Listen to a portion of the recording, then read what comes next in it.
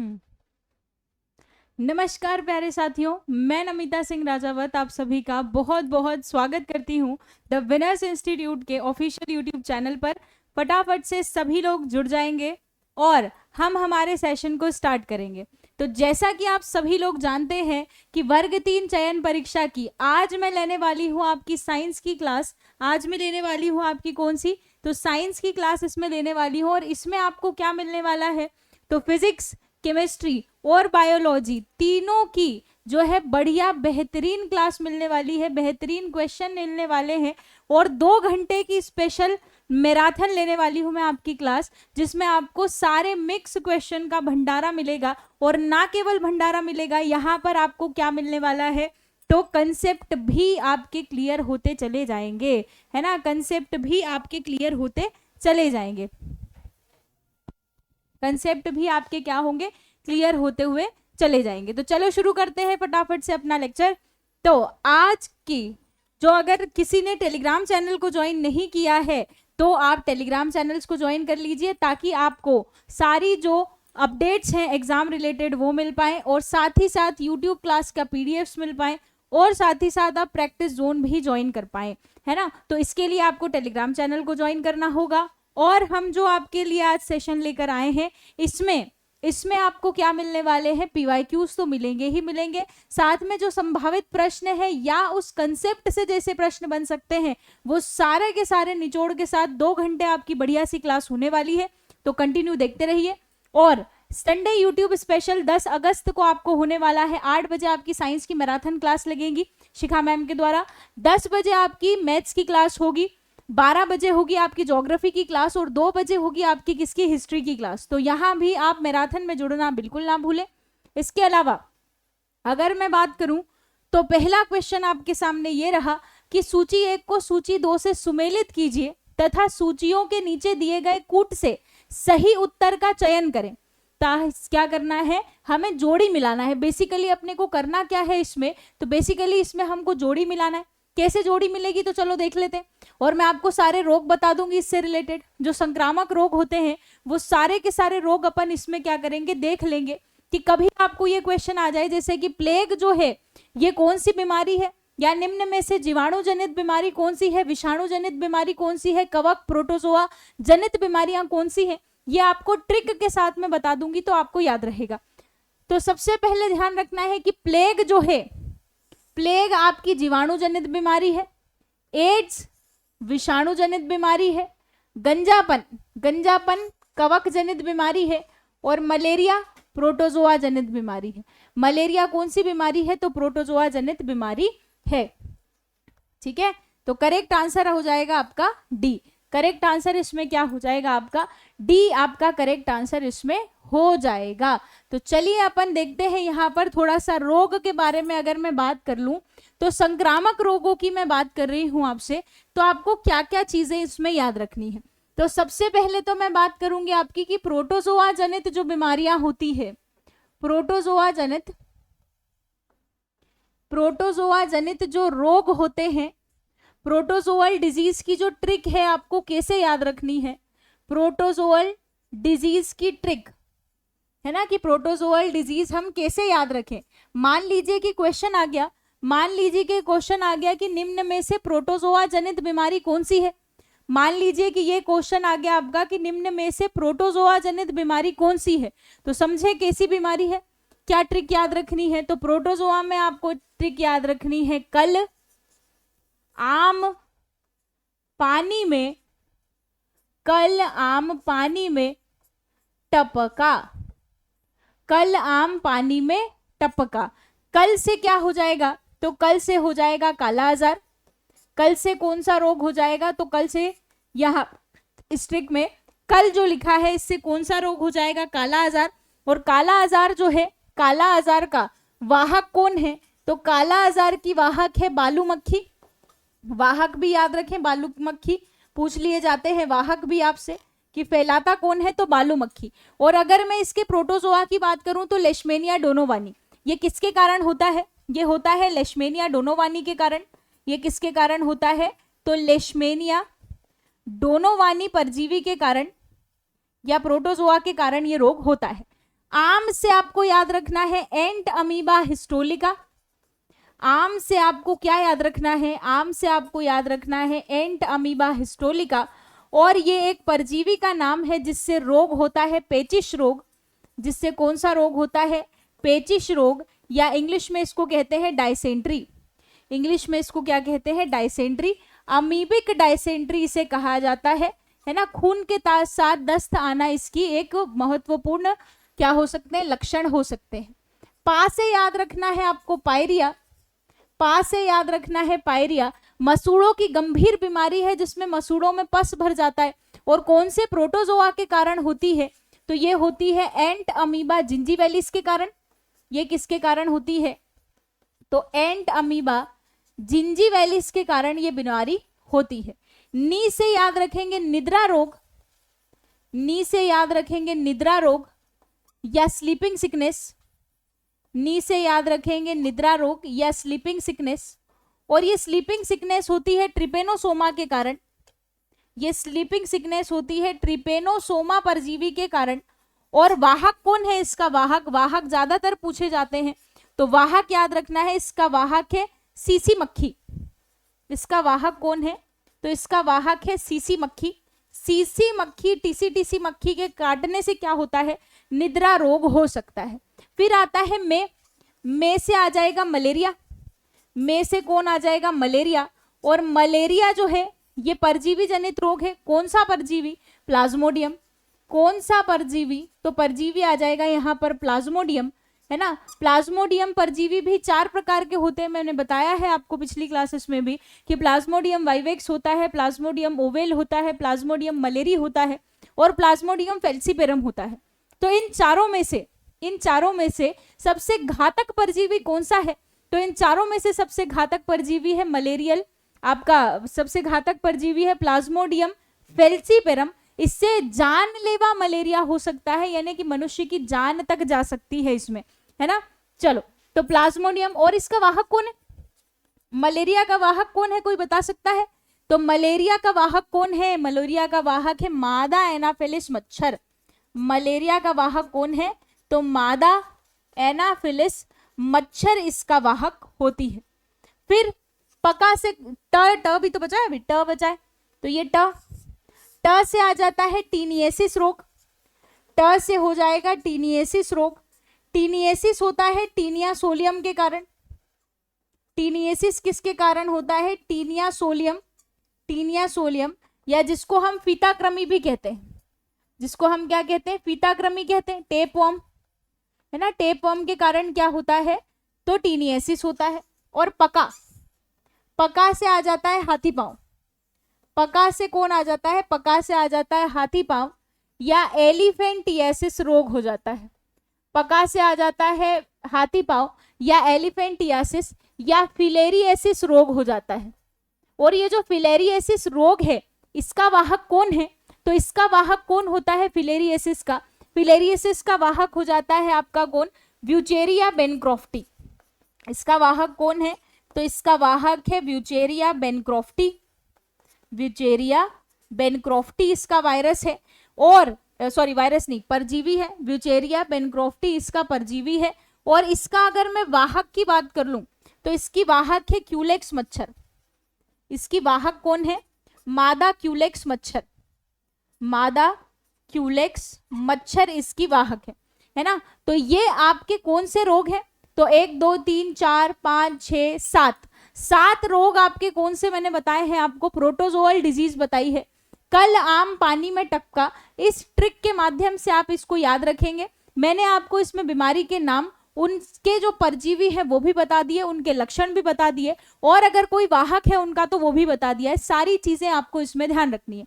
जैसा कि मैंने आपको कहा है कि भले ही यहाँ नंबर ऑफ क्वेश्चंस कम हो, लेकिन आपका एक प्रॉपर टॉपिक जो है वो कवर हो सकता है इसके माध्यम से। जैसा आप सब लोग जानते हैं कि हम थ्योरी प्लस एमसीक्यू के कंसेप्ट में विश्वास रखते हैं, तो ऐसा नहीं है कि हाँ ठीक है ये क्वेश्चन हो गया तो इसका ए आंसर लगा दिया, ये बी आंसर लगा दिया, नहीं, उसके पीछे का जो कंसेप्ट है वो आपको पूरा समझ में आना चाहिए। तो मानव रोग जो संक्रामक रोग हैं वो इस क्वेश्चन के माध्यम से आपके सारे कंप्लीट हो जाएंगे। तो प्रोटोजोअल डिजीज बता चुकी हूं आपको। आगे मैं बात करूंगी जीवाणु जनित रोग की। आगे मैं बात करूंगी जीवाणु जनित रोग की। आगे मैं बात किसकी करने वाली हूं, तो जीवाणु जनित रोग की बात करूंगी, बैक्टीरियल डिजीज की बात करूंगी। और बैक्टीरियल डिजीज के लिए जो ट्रिक है, बैक्टीरियल डिजीज के लिए जो ट्रिक है वो कुछ इस प्रकार से है कि पंडित का गोसी का टीका, पंडित का गोसी का टीका न्यू है, पंडित का गोसी का टीका न्यू है। प से क्या आ जाएगा यहां, तो प से आ जाता है प्लेग, जो आपके क्वेश्चन में दे रखा है। प्लेग एक बहुत ज्यादा घातक बीमारी हुआ करती थी, प्लेग एक बहुत ज्यादा घातक बीमारी हुआ करती थी, और इससे होने वाली मौत को काली मौत कहते हैं। प्लेग से होने वाली मौत को क्या कहा जाता है, काली मौत कहा जाता है। ये क्वेश्चन पूछा जाता है बेटा, है ना, प्लेग से होने वाली मौत क्या कहलाती है, तो काली मौत कहलाती है। दूसरी चीज, प्लेग का वाहक कौन माने जाते हैं, तो चूहे। चूहा जो है, चूहे पर जो पिस्सू पाए जाते हैं, चूहे पर जो छोटे छोटे पिस्सू पाए जाते हैं, वो प्लेग का वाहक माने जाते हैं, कि चूहे फैलाते हैं प्लेग। और प्लेग जो है वो खतरनाक बीमारी मानी जाती है, ठीक है। अब प्लेग एक समय की महामारी थी, प्लेग एक समय की महामारी थी। किस बैक्टीरिया के कारण होती है, तो ये होती है पास्चुरेला पेस्टिस के कारण।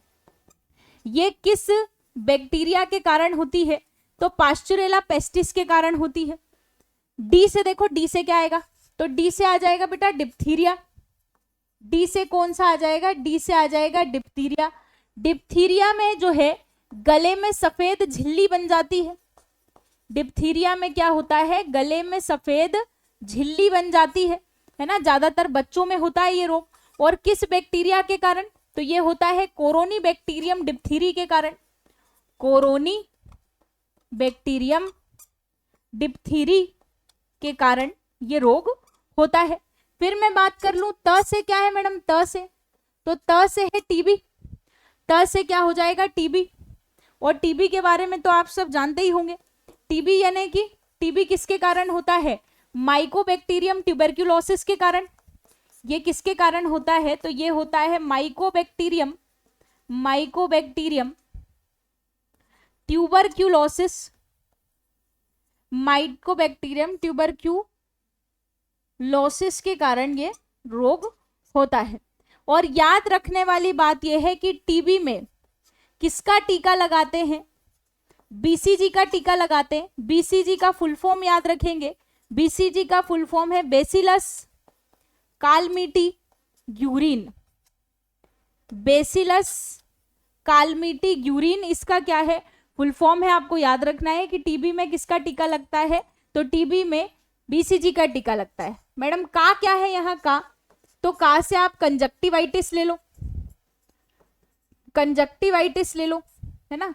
थोड़ा बड़ा रोग है, इसको थोड़ा उधर लिख लें क्या कोने में, इसको थोड़ा आगे बढ़ा ले, इसको थोड़ा इधर कर लेते हैं ना, का, ठीक है। जो का है, का से आप याद रखेंगे कंजक्टिवाइटिस, का से आप क्या रखेंगे याद, कंजक्टिवाइटिस। और ये जो कंजक्टिवाइटिस है, ये जो कंजक्टिवाइटिस है ये कहाँ होता है, तो आंख आना। कंजक्टिवाइटिस का सीधा सा जो आप समझते हैं मतलब वो है आंख आना। ये किसके कारण होता है, कंजक्टिवाइटिस जो है इसका मतलब क्या है, तो कंजक्टिवाइटिस का सीधा सा मतलब हो जाएगा आंख आना। कंजक्टिवाइटिस का सीधा मतलब क्या है, आंख आना, ठीक है। आगे देखो गोनोरिया, गो से कौन है, तो गो से आ रहा है गोनोरिया, गो से है गोनोरिया। और गोनोरिया और सिफिलिस में कंफ्यूज नहीं होना है। गोनोरिया मूत्र मार्ग का रोग है, मूत्र मार्ग में जलन होती है तो गोनोरिया। और बैक्टीरिया है इसमें निसेरिया गोनोरिया। बैक्टीरिया कौन है इसमें, तो बैक्टीरिया है निसेरिया गोनोरिया, बैक्टीरिया इसमें काम करता है, ठीक। और यहाँ पर सिफिलिस तो भैया मोस्ट इंपॉर्टेंट तरीके से याद रखना, क्योंकि सिफिलिस जो है इसका तो बैक्टीरिया पूछता ही पूछता है, वो इसका बैक्टीरिया पूछता ही है। तो सिफिलिस क्या है, सिफिलिस जननांगों से संबंधित रोग है, जननांग से संबंधित रोग है। जननांग में जलन होती है, दर्द होता है। और किस बैक्टीरिया के कारण, तो ट्रिपेनोमा पैलिडम के कारण। किसके कारण, ट्रिपेनोमा पैलिडम के कारण सिफिलिस रोग होता है। और चूंकि जननांग से संबंधित रोग है सिफिलिस, तो सेक्सुअली ट्रांसमिटेड डिजीज में भी ये आ जाता है। आगे मैं बात करूं इसकी, तो का से यहां आ जाएगा कोष्ठ, यहां पर कोष्ठ कुष्ठ रोग आ जाएगा या कोढ़ रोग आ जाएगा, कोढ़ या कुष्ठ रोग, ठीक है। और ये किसके कारण होता है, कुष्ठ रोग किसके कारण होता है, तो कुष्ठ रोग होता है माइकोबैक्टीरियम लेप्री के कारण, है ना। कुष्ठ रोग किसके कारण होता है, तो कुष्ठ रोग जो है आपका, कुष्ठ रोग होता है माइकोबैक्टीरियम लेप्री के कारण। कुष्ठ रोग किसके कारण होता है, माइकोबैक्टीरियम लेप्री के कारण, माइकोबैक्टीरियम लेप्री के कारण कुष्ठ रोग होता है। इसको लेप्रोसी भी कहते हैं, है ना, इसको लेप्रोसी भी कहते हैं। टी से कौन हो जाएगा, टी से देखो, टी से कौन आ जाएगा, तो टी से आ जाएगा एक तो टाइफाइड, टी से आ जाएगा एक तो टाइफाइड, और टाइफाइड होता है सेल्मोनेला टाइफी के कारण, टाइफाइड होता है सेल्मोनेला टाइफी के कारण। और टी से ही एक और आ जाएगा कौन, टिटेनस, टी से ही एक और कौन आ जाएगा, टिटेनस। टिटेनस होता है आपका, टिटेनस होता है आपका क्लोस्ट्रीडियम टिटेनी से। टिटेनस किससे होता है, तो टिटेनस होता है क्लोस्ट्रीडियम टिटेनी से, क्लोस्ट्रीडियम टिटेनी से होता है, मांसपेशियां अकड़ जाती है। इसको धनुष टंकाट भी कहा जाता है। इसको क्या कहा जाता है, तो इसको धनुष टंकाट भी कहते हैं, याद रखेंगे। का से यहाँ क्या आ जाएगा, का से यहाँ आ जाएगा काली खांसी, का से यहाँ क्या आ जाएगा, काली खांसी, पर्ट्यूसिस, काली खांसी या पर्ट्यूसिस रोग हो जाता है, जो बच्चों में होता है ज्यादातर। न्यू से आ जाएगा निमोनिया, न्यू से कौन हो जाएगा, निमोनिया हो जाएगा। निमोनिया जो रोग है, निमोनिया जो रोग है, ये किसके कारण होता है, तो ये होता है आपका डिप्लोकोकस निमोनी के कारण। यही लिख दूं क्या, डिप्लोकोकस निमोनी के कारण ये रोग होता है। और लास्ट में एक याद रखेंगे, हैजा, हैजा रोग, हैजा होता है विब्रियो कोलेरा के द्वारा, हैजा होता है विब्रियो कोलेरा बैक्टीरिया के कारण। और ये कौन सा रोग है, तो आपका कैसा रोग है ये, तो श्वसन आपका विब्रियो कोलेरा, हैजा रोग जो है, इसमें उल्टी दस्त शुरू हो जाते हैं। अच्छा, एक चीज और जो आपको याद रखनी है इसमें नोट के फॉर्म में यहाँ, कि एक तो डीपीटी का टीका, डीपीटी का जो टीका है, ये क्वेश्चन आता है कि डीपीटी का टीका एक ट्रिपल एंटीजन है। डीपीटी का जो टीका है ये एक ट्रिपल एंटीजन है। ट्रिपल एंटीजन का या टीके का मतलब आप सब समझते हैं बहुत अच्छी तरीके से, कि टीका जब किसी व्यक्ति को लगाया जाता है तो उसके अंदर इनएक्टिव या मरे हुए बैक्टीरिया या विषाणु का प्रवेश करवाया जाता है, और इससे हमारी इम्यूनिटी बिल्ड हो जाती है। इससे हमारी इम्यूनिटी क्या होती है, बिल्ड होती है। यानी कि अगर कोई जीवित अगर अवस्था में गया है, जैसे अगर किसी को टाइफाइड हुआ है ना, तो टाइफाइड वाला बैक्टीरिया अंदर गया, टाइफाइड वाला जो बैक्टीरिया है सेल्मोनेला टाइफी, वो जब अंदर गया तो हमारा शरीर उससे लड़ने की कोशिश करेगा। अगर हम में क्षमता है, इम्यूनिटी है, तो हम उस बैक्टीरिया को मार देंगे, हमारा शरीर की जो एंटीबॉडीज है वो उस बैक्टीरिया को मार देगी। नहीं है क्षमता, बीमार पड़ गए, डॉक्टर के पास गए, डॉक्टर से हथियार लेकर आए, यानी कि एंटीबायोटिक्स लेके आए, गोली दवाई लेके आए। जब वो गोलियां खाई तो ये सेल्मोनेला टाइफी मर गया, है ना, तो प्रतिरक्षा बढ़ गई। वैसे ही ये तो जिंदा गया था, लेकिन ऐसे मरे हुए बैक्टीरिया या विषाणु का प्रवेश करवाया जाता है टीके में, वैक्सीन में, हर वैक्सीन में। जैसे पोलियो के वैक्सीन या ओरल ड्रॉप्स पिलाते हैं बच्चे को, तो इसका मतलब क्या है कि उसमें पोलियो का जो इनएक्टिव वायरस है वो इंसर्ट करवाया जाता है, जिसकी वजह से क्या होता है, शरीर एक्टिव हो जाता है कि अरे कोई फॉरेन एंटीजन आया है, और वो फॉरेन एंटीजन जब जाएगा तो वो पोलियो वायरस से लड़ने की कोशिश करेगा। भले ही वो मरा हुआ वायरस है, लेकिन फिर भी उसके खिलाफ क्या होगी, उस बच्चे के शरीर में इम्यूनिटी सेना तैयार हो जाएगी।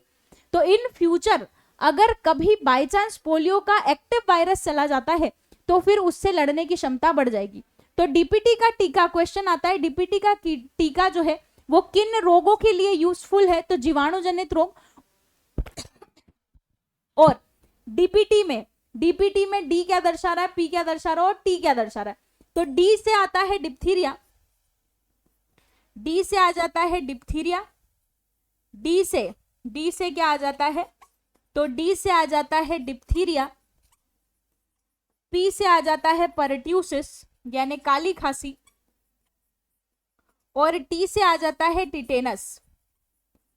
इन तीनों के लिए इन तीनों के लिए ये डीपीटी का ट्रिपल एंटीजन का टीका लगाया जाता है। बात समझ में आ गई है यहाँ तक? क्या सभी को यहाँ तक बात समझ में आई है? तो फिर आगे बढ़ते हैं अपन, है ना। अगला मैं आपको बताऊंगी विषाणु जनित बीमारी। अगली मैं आपको बताने वाली हूं विषाणु जनित बीमारी। तो जो विषाणु जनित रोग है आपके, वायरल डिजीज है आपकी, जो वायरल डिजीज है आपकी, इन वायरल डिजीज की ट्रिक क्या हो जाएगी? वायरल डिजीज की ट्रिक हो जाएगी रेखा।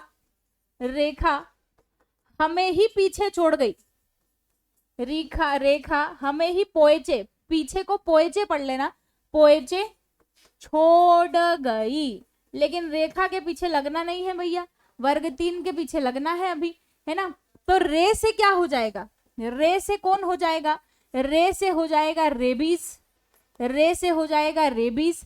रेबीज को हाइड्रोफोबिया भी कहते हैं। रेबीज को हम हाइड्रोफोबिया के नाम से भी जानते हैं। रेबीज, रेबीज रेब्डो वायरस के कारण होता है। ख से आ जाएगा खसरा। ख से आ जाएगा खसरा यानी कि मीसल्स। ख से आ जाएगा खसरा यानी कि मीसल्स, ठीक है। ह से आ जाएगा हर्पीज, और हर्पीज में भी स्पेशली याद रखेंगे शिंगल्स। हर्पीज में भी स्पेशली याद रखेंगे शिंगल्स। शिंगल्स आपने सुना होगा बहुत बार, अभी अमिताभ बच्चन का बहुत ऐड भी आ रहा था बीच में कि किसी को शिंगल्स रोग होता है तो ऐसा ऐसा ऐसा ऐसा करें, गाइडलाइन थी उसकी, है ना। तो जो शिंगल्स है, शिंगल्स जो रोग है ये होता है हर्पीज जोस्टर के कारण, ये होता है हर्पीज जोस्टर वायरस के कारण। तो क्वेश्चन आ सकता है शिंगल्स रोग कैसा है? तो शिंगल्स रोग एक हर्पीज का प्रकार है। शिंगल्स रोग जो है वो हर्पीज का प्रकार आप कह सकते हैं, विषाणु जनित बीमारी ये होता है। में से क्या आ जाएगा? में से आ जाएगा भैया मेनिंजाइटिस। में से हो जाएगा मेनिंजाइटिस। मेनिंजाइटिस, और मेनिंजाइटिस में क्या होता है? तो मेनिंजाइटिस में होता है मेनिंजाइटिस, मेनिंजाइटिस, मेनिंजाइटिस, है ना। इसको मैं ऐसे लिख देती हूँ, यहां लिख लेते हैं इसको, मेनिंजाइटिस। ये जो मेनिंजाइटिस रोग है ना, ये मस्तिष्क की झिल्ली में सूजन कर देता है। मस्तिष्क और मेरुरज्जु की जो झिल्ली होती है मेनिंजिस, उसमें सूजन आ जाती है तो उसको मेनिंजाइटिस रोग कहते हैं। अगला आता है ही से आ जाएगा हीपेटाइटिस। हीपेटाइटिस बोले तो पीलिया, हीपेटाइटिस बोले तो पीलिया या फिर जॉन्डिस रोग आ जाएगा, है ना। और फिर आगे बात कर लूं, पो से कौन आ जाएगा? पो से आ जाएगा पोलियो। पो से आ जाएगा पोलियो। ए से कौन आ जाएगा? ए से आ जाएगा एड्स। एड्स का full form acquired immunodeficiency syndrome. Acquired immunodeficiency syndrome, आप फुल फॉर्म इसका याद रखेंगे। फुल फॉर्म कभी कभी पूछ लिया जाता है, इसीलिए acquired immuno deficiency syndrome. Acquired immunodeficiency syndrome. और यहां पर फिर क्या आ गया? चे से आ जाएगा चेचक। चे से आ जाएगा चेचक यानी कि बड़ी माता।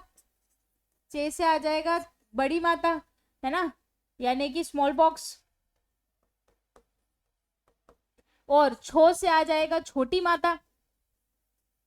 छो से आ जाएगा छोटी माता, इंग्लिश में कहते हैं चिकन पॉक्स, ठीक है। ड से आ जाएगा भैया यहां पर डेंगू। ग से आ जाएगा गलगंड, सॉरी गलसुआ।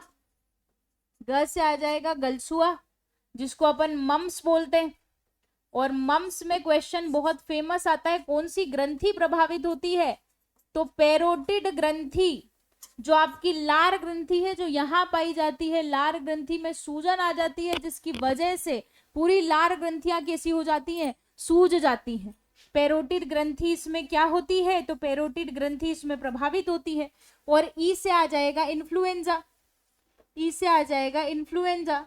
नॉर्मल जो सर्दी जुकाम का वायरस होता है वो इन्फ्लुएंजा। और इसके अलावा दो और वायरस याद रखने हैं। एक याद रखना है बर्ड फ्लू के लिए, बर्ड फ्लू का वायरस है H5N1 वायरस।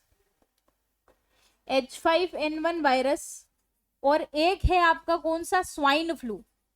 तो स्वाइन फ्लू जो सुअर से फैलता है ये है H1N1 वायरस, H1N1 वायरस। तो ये है आपके प्रोटोजोअल डिजीज के बारे में, बैक्टीरियल डिजीज के बारे में और वायरल डिजीज के बारे में अभी तक हमने चर्चा करी है।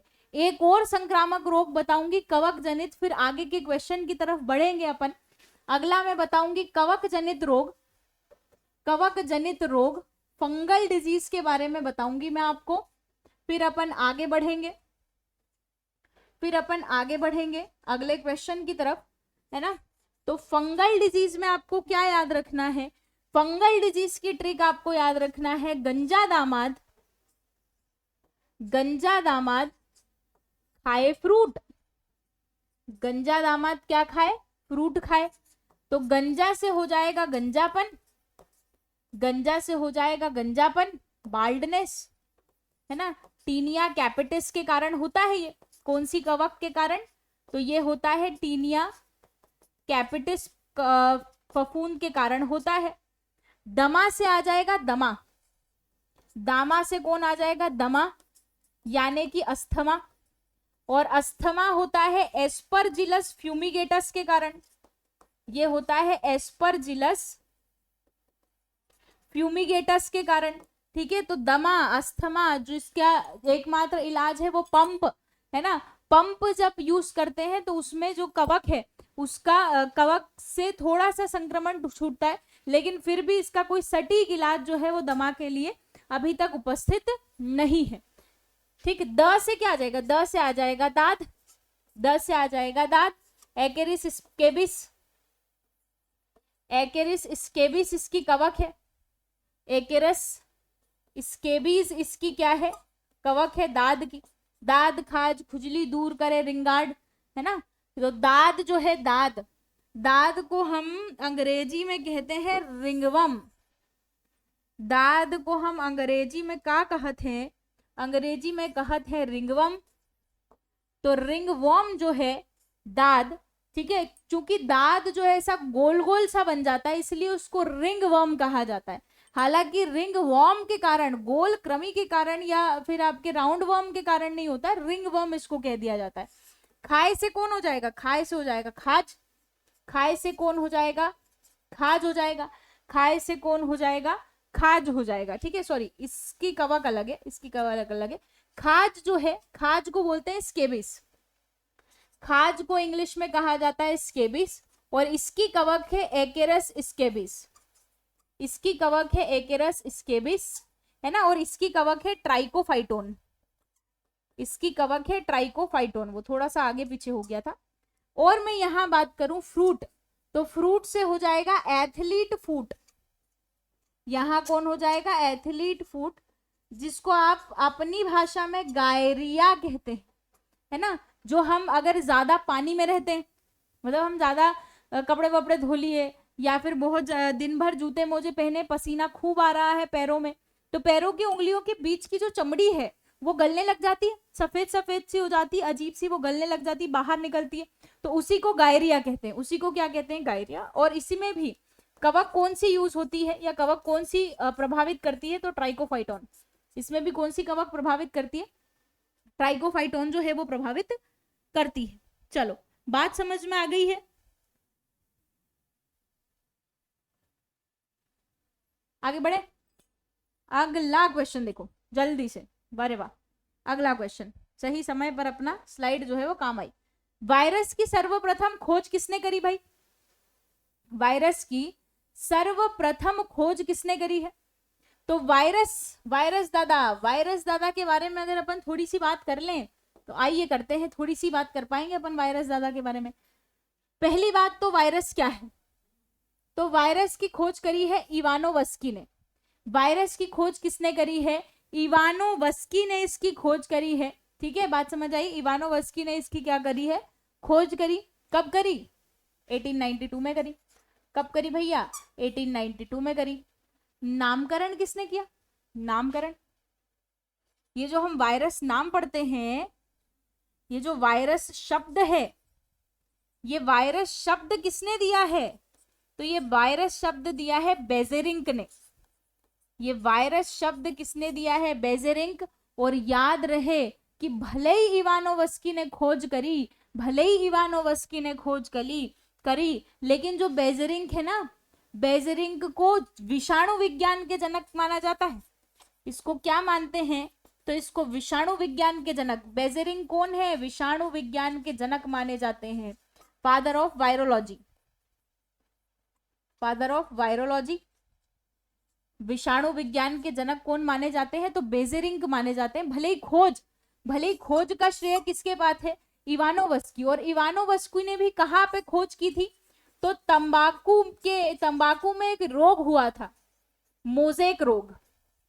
तंबाकू के मोजेक रोग में इन्होंने विषाणु की खोज करी थी। इन्होंने खोजा था कि यार तंबाकू में जो रोग हो रहा है, तंबाकू के पेड़ में, वो रोग किसके कारण हो रहा है? जो मोजेक रोग हो रहा है उसमें वो उसका कारक कौन है? तो एक ऐसा सूक्ष्म जीव है ना, जो रोग फैला रहा है, तो वो है विषाणु। तो नाम फिर इसको वायरस शब्द किसने दे दिया? बेजेरिंक ने इसको शब्द दे दिया, और यहीं से ये फिर विषाणु विज्ञान के जनक हो गए। तो अगर मैं विषाणु के बारे में थोड़ी और चर्चा कर लूं, तो वो जो विषाणु है, विषाणु कैसा है? विषाणु या जो वायरस है, विषाणु या जो वायरस है, ये अकोशिकीय है। ठीक है, ये कैसा है? अकोशिकीय जंतु है, अकोशिकीय जीव है, ए सेल्यूलर है भैया, ए सेल्यूलर। मैडम एक कोशिकीय तो सुना है, बहुकोशिकीय भी सुना है, यूनिसेल्यूलर सुना है, मल्टी सेल्यूलर सुना है, ये अकोशिकीय क्या होता है? तो अकोशिकीय का मतलब समझ रहे हो? अकोशिकीय का मतलब कि ये कोशिका स्तर तक भी नहीं पहुंच पाया है, कोशिका स्तर तक भी नहीं पहुंचा, कोशिका स्तर तक भी ये क्या नहीं हुआ है?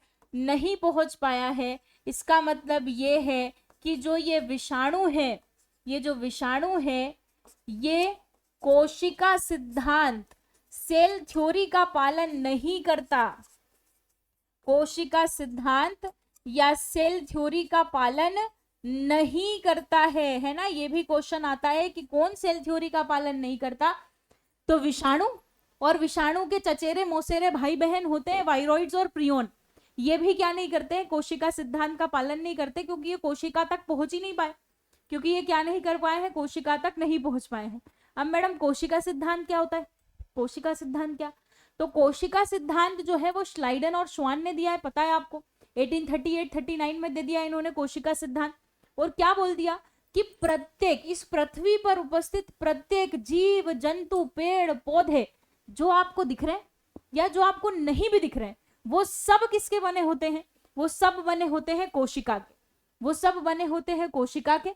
तो विषाणु एकदम से उचक के आया 1892 में, बोले दादा मैं नहीं हूं कोशिका, मेरे पास कोई कोशिकीय संरचना नहीं है, मेरे पास कोई कोशिकीय संरचना नहीं है। इसका मतलब ये है कि इसमें ना आपको न्यूक्लियस मिलेगा, ना आपको क्या मिलेगी, कोई भी आपको किसी भी तरीके का कोशिकीय अंग नहीं मिलेगा। तो मैडम क्या मिलेगा फिर?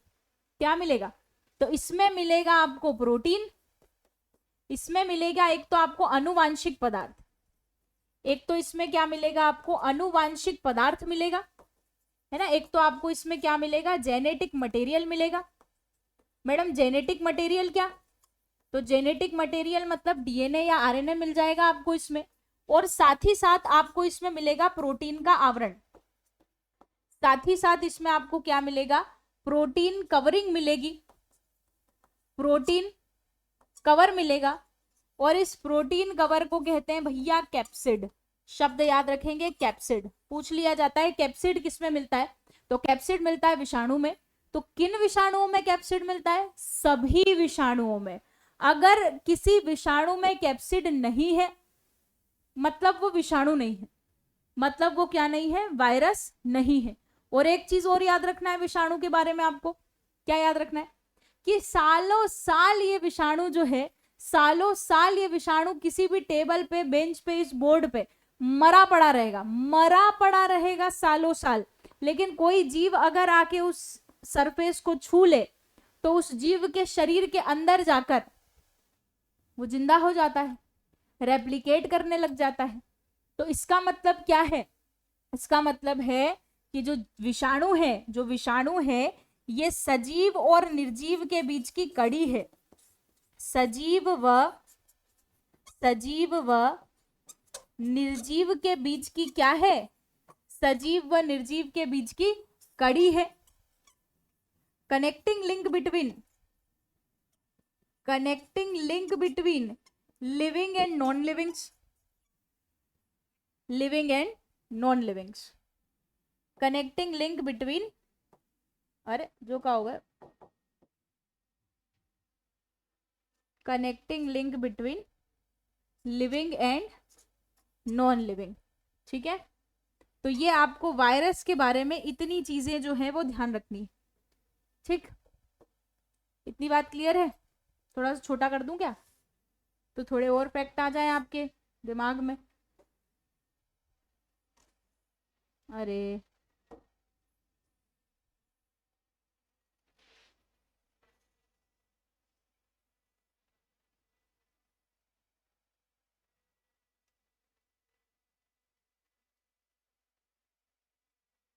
ठीक, देखो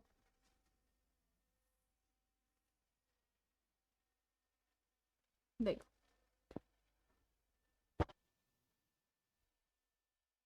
देखेंगे आप। अगली मैं बात कर रही हूँ प्रियॉन और वायरॉइड्स की। अगली मैं बात कर रही हूँ वायरॉइड्स की।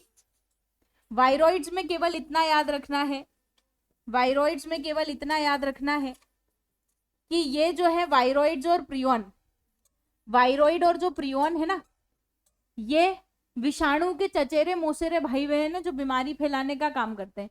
केवल संरचना में थोड़ा सा अंतर होता है, होते ये भी अकोशिकीय है, होते ये भी कैसे है? अकोशिकीय। केवल संरचना में अंतर है। देखो विषाणु की जो संरचना मैंने आपको बताई, ध्यान से देखो इधर, विषाणु की जो संरचना मैंने बताई कि अनुवांशिक पदार्थ होते हैं और प्रोटीन का आवरण होता है। अनुवांशिक पदार्थ होते हैं और प्रोटीन का क्या होता है? आवरण होता है। तो लेकिन यहाँ वायरॉइड्स में क्या होता है कि अनुवांशिक पदार्थ तो है, अनुवांशिक पदार्थ तो है लेकिन प्रोटीन नहीं होता। और जो एक और शब्द मैंने आपके लिए बोला प्रियॉन्स, प्रियॉन्स, इन प्रियॉन्स में अनुवांशिक पदार्थ नहीं होता, इन प्रियॉन्स में अनुवांशिक पदार्थ नहीं होता लेकिन प्रोटीन होते हैं और प्रोटीन में ही रीडेवलप करके ये बीमारियों को फैलाते हैं। प्रोटीन इसमें होता है ना, प्रोटीन इसमें होता है। तो आई होप कि वायरस के बारे में जो चीजें हैं आपको क्लियर हो चुकी होंगी, वायरस के बारे में जो चीजें हैं आपको क्लियर हो चुकी होंगी, है ना? किसी को कोई डाउट है क्या इसमें? आगे बढ़ते हैं फिर।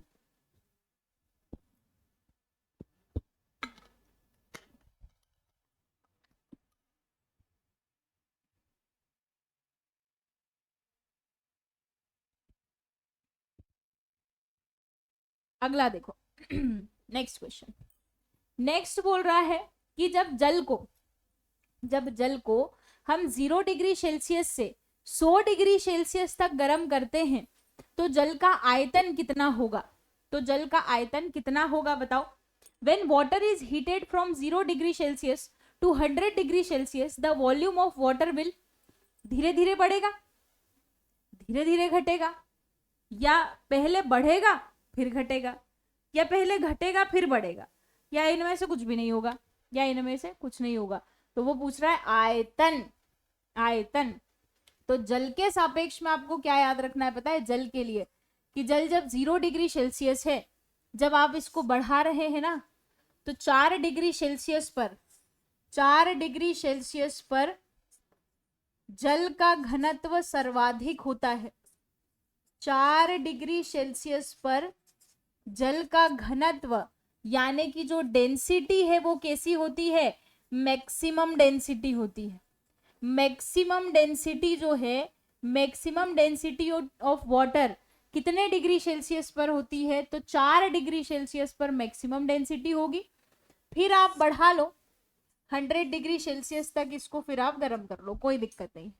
तो देखो जब यहां से यहां बढ़ रहे हैं, जब यहां से यहां बढ़ रहे हैं, तो आप देख रहे हैं कि जल का घनत्व सर्वाधिक है, मतलब घनत्व बढ़ रहा है, घनत्व बढ़ रहा है। और हमको पता है कि घनत्व जो है, हमको पता है कि घनत्व जो है वो आयतन के व्युत्क्रमानुपाती होता है। आयतन के कैसा होता है? व्युत्क्रमानुपाती। डेंसिटी जो है आपकी, ये डेंसिटी वॉल्यूम के इनवर्सली प्रोपोर्शनल होती है। डेंसिटी बढ़ेगी तो आयतन घटेगा, डेंसिटी बढ़ेगी तो आयतन घटेगा। तो यहाँ जब घनत्व बढ़ रहा है तो सीधी सी बात है ना, आयतन क्या होगा? आयतन घटेगा। आयतन क्या होगा? घटेगा। और सर्वाधिक घनत्व यहाँ पर है, सर्वाधिक घनत्व यहाँ है, तो मैं ऐसा कह सकती हूँ क्या कि न्यूनतम आयतन, न्यूनतम आयतन यानी कि मिनिमम वॉल्यूम, मिनिमम वॉल्यूम जो है वो कहाँ रह सकता है? तो वो रह सकता है 4 डिग्री सेल्सियस पर, वो रह सकता है 4 डिग्री सेल्सियस पर, है ना। और आगे बात कर लूं तो अब तो फिर बढ़ेगा आयतन, तो इधर तो क्या होगा, फिर धीरे धीरे जब आगे बढ़ेंगे तो फिर आयतन बढ़ता चला जाएगा, आयतन बढ़ेगा तो और घनत्व कैसा होगा? कम होगा। घनत्व कैसा होगा? कम। क्यों मैडम कम क्यों हो रहा है? क्यों कम हो रहा है? क्योंकि नॉर्मली क्या होता है ना, क्योंकि नॉर्मली क्या होता है कि टेम्परेचर बढ़ाएं, टेम्परेचर बढ़ाते हैं तो कण दूर दूर होते हैं, टेम्परेचर बढ़ाते हैं तो कण दूर दूर होते हैं, और जब कण दूर दूर हो जाएंगे तो डेंसिटी कम होगी कि नहीं? डेंसिटी कम होगी। हाँ, लेकिन पानी के लिए आपको ये चीज याद रखनी होगी, पानी के लिए ये चीज याद रखनी होगी। तो वो पूछ रहा है कि आयतन पे क्या प्रभाव पड़ेगा, तो पहले घटेगा और फिर क्या होगा? बढ़ेगा। पहले घटेगा और फिर कैसे होगा? बढ़ेगा। ठीक है, तो डी ऑप्शन जो है आपका बिल्कुल करेक्ट हो जाएगा। डी ऑप्शन जो है आपका बिल्कुल इसमें करेक्ट हो जाएगा। आगे बढ़े बेटा, अगला क्वेश्चन देखें। अगला क्वेश्चन देखो, फ़ारेनहाइट पैमाने पर, फ़ारेनहाइट पैमाने पर 98.6 डिग्री तापमान सेल्सियस में कितना होगा? तो ये तो आप डायरेक्ट याद कर लो, बाकी मैं तरीका तो बता ही रही हूँ आपको, लेकिन डायरेक्ट भी याद रखेंगे तो बहुत अच्छा है, क्योंकि ये हमारा शारीरिक तापमान, मनुष्य के शरीर का तापमान, मनुष्य का जो तापमान होता है ना फ़ारेनहाइट में, मनुष्य का जो तापमान होता है फ़ारेनहाइट पैमाने में वो 98.6 होता है, और डिग्री सेल्सियस में कितना होता है? तो 37 डिग्री सेल्सियस होता है। एक तो इसको आपको डायरेक्ट तो याद रखना ही है, तरीका और बता दे रही हूं मैं निकालने का। तो जो तापमान पैमाने होते हैं, तो जो आपके पास तापमान क्या है? पैमाने हैं। तो तापमान पैमाने आपके पास 4 हैं, तापमान पैमाने आपके पास 4 हैं। एक तो डिग्री सेल्सियस है, एक तो क्या है? Degree Celsius. 0 डिग्री सेल्सियस से 100 डिग्री सेल्सियस तक का पैमाना है। टोटल जो इसमें अंतर हो जाता है वो कितना अंतर आता है? तो 100 का अंतर आता है। 1 डिग्री सेल्सियस जब आप बढ़ाएंगे टेम्परेचर को तो 100 का अंतर आएगा। दूसरा, अगर फ़ारेनहाइट की बात कर लूं तो फ़ारेनहाइट में कितना आ जाता है? तो फ़ारेनहाइट में 32 से लेकर के 32 डिग्री सेल्सियस से लेकर 32 डिग्री फ़ारेनहाइट से लेकर के 212 फ़ारेनहाइट तक आ जाता है। ठीक है, मतलब 108, मतलब अंतर कितने का हुआ? 108 का अंतर हुआ इसमें, 108 का क्या हुआ है? इसमें अंतर हुआ है। यानी 1 फ़ारेनहाइट जब आप बढ़ाएंगे तो इतना ये बढ़ता चला जाएगा। फिर मैं बात कर लूं केल्विन की, तो केल्विन में आ जाता है 273 से 373 केल्विन, यानी यहाँ अंतर कितना हुआ? 100 का। यहाँ भी अंतर कितना हुआ? 100 पैमानों का अंतर हुआ 1 केल्विन बढ़ाने पर, 1 केल्विन बढ़ाने पर। और चौथा यहाँ पर आ जाता है र्यूमर, चौथा आ जाता है र्यूमर। 0 से लेकर 80 तक के पैमाने होते हैं, और 80 का इसमें क्या होता है बेटा? तो 80 का होता है इसमें अंतर, यानी 1 र्यूमर बढ़ाओगे तो इतना अंतर इसमें आता है ना। तो पूरे नाम भी अगर आप चाहें तो मैं लिख दूं कि यहाँ ये जो र्यूमर है ये कैसा है? र्यूमर पैमाना, र्यूमर पैमाना है। हालांकि र्यूमर पैमाने को आजकल यूज नहीं किया जाता, ये 3 पैमाने ही जनरली यूज में आते हैं। और ये क्या है? केल्विन है, ये क्या है? फ़ारेनहाइट है, फ़ारेनहाइट है, और ये क्या है? तो सेल्सियस है, ये क्या है? सेल्सियस है।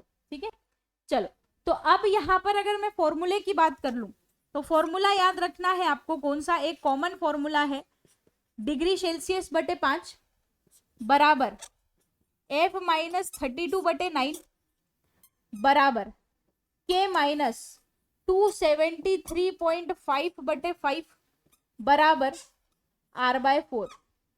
ये एक फॉर्मूला है जो टेम्परेचर कन्वर्जन में काम आता है।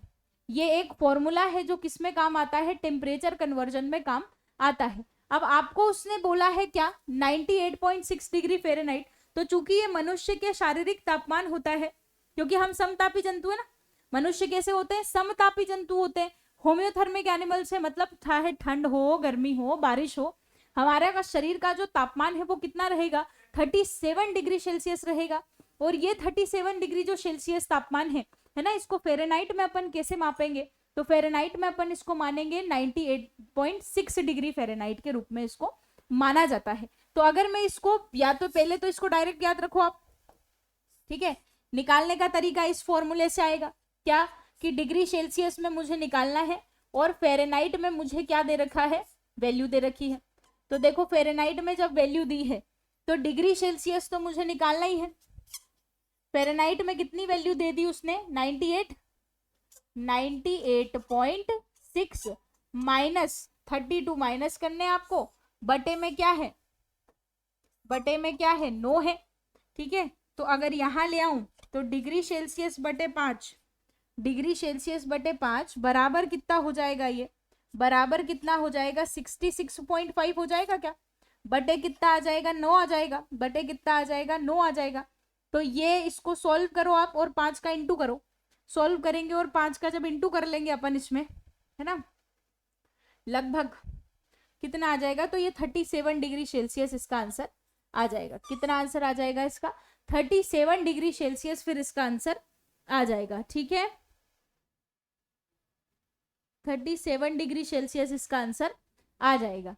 चलो बात समझ में आई है, बात समझ में आई, आगे बढ़े, है ना, स्क्रीनशॉट ले लिया होगा।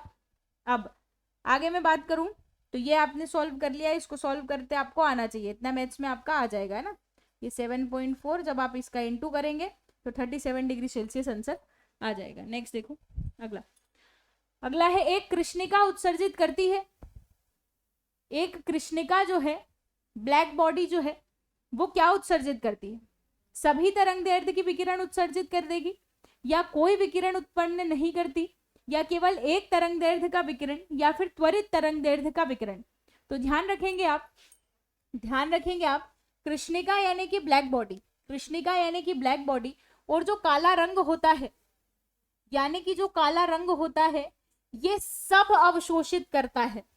काला रंग क्या करता है, सारी तरंगदैर्ध्य, सारी विकिरण, सारी तरंगदैर्ध्य की विकिरण को क्या करता है, अवशोषित, अवशोषित करता है।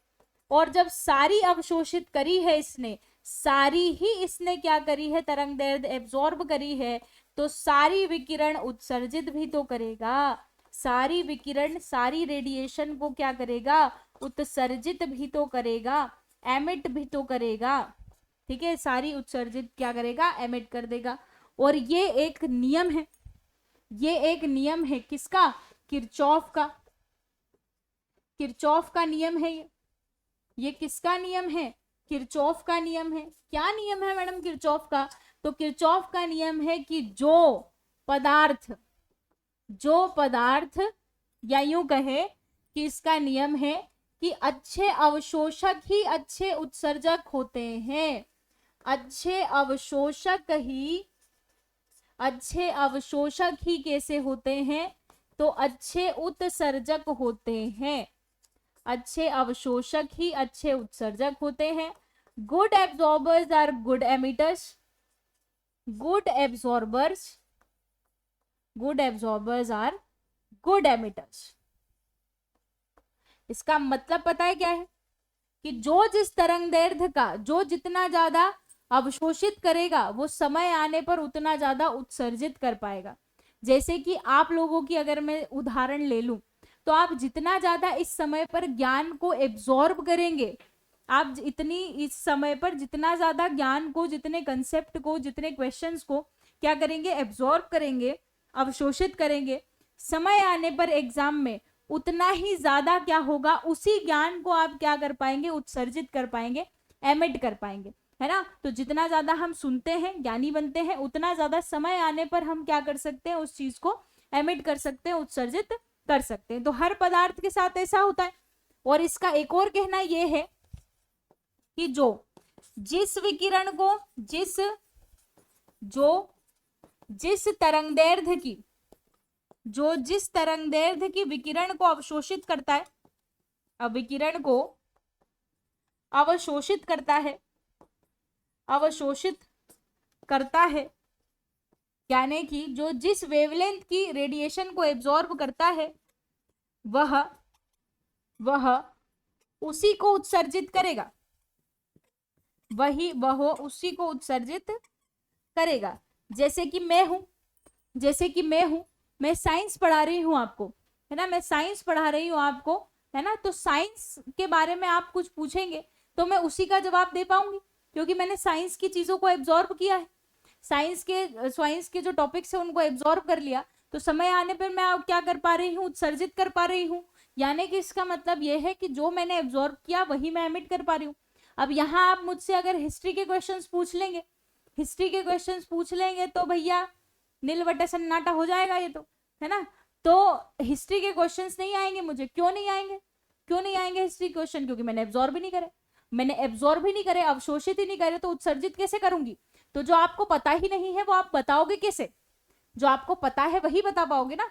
तो वही चीज है, जो जिस तरंगदैर्ध्य के विकिरण को अवशोषित करता है वो उसी विकिरण को समय आने पर क्या कर पाता है, उत्सर्जित कर पाता है। इसका सीधा सा मतलब याद रखना है। एक बहुत फेमस सा इससे क्वेश्चन आता है, क्या कि अगर एक काली और एक सफेद वस्तु को एक अंधेरे कमरे में समान तापमान पर गर्म किया जाए तो कौन सी वस्तु ज्यादा चमकेगी। एक काली तथा एक सफेद वस्तु को एक अंधेरे कमरे पर समान तापमान पर गर्म किया जाए, जलाना नहीं है, गर्म किया जाए, तो कौन सी वस्तु ज्यादा चमकेगी। तो ऑब्वियस सी बात है, काली वस्तु ज्यादा चमकेगी। क्यों? क्योंकि काली वस्तु ने सारी तरंगदैर्ध्य एब्जॉर्ब कर रखी है। अब समय आ रहा है तो वो सारी जो तरंगदैर्ध्य है, सारी विकिरण को क्या करेगी, उत्सर्जित कर देगी, सारी विकिरण को क्या करेगी, उत्सर्जित कर देगी। बात समझ आई। अब सफेद जो वस्तु है उसने कुछ अवशोषित ही नहीं करा, और जब कुछ अवशोषित ही नहीं करा है तो फिर वो उत्सर्जित क्या करेगी, तो वो उत्सर्जित नहीं कर पाएगी, है ना। चलो अगले क्वेश्चन की तरफ आगे बढ़ते हैं अपन। इसका करेक्ट आंसर क्या है, सभी तरंगदैर्ध्य।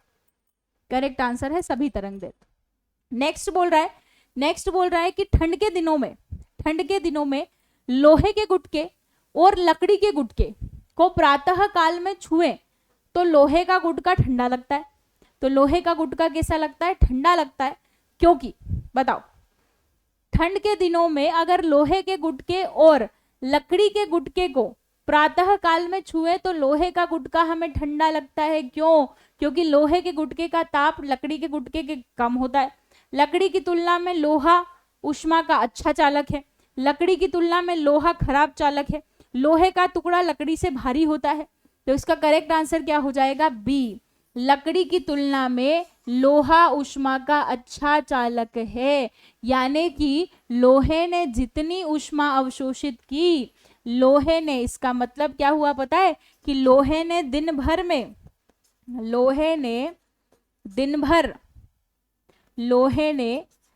भर जितनी ऊष्मा अवशोषित की, जितनी ऊष्मा अवशोषित की,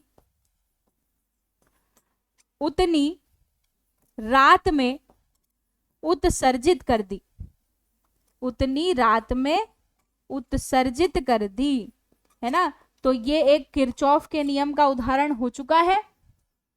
तो क्या ये किरचॉफ के नियम का उदाहरण है कि ऊष्मा के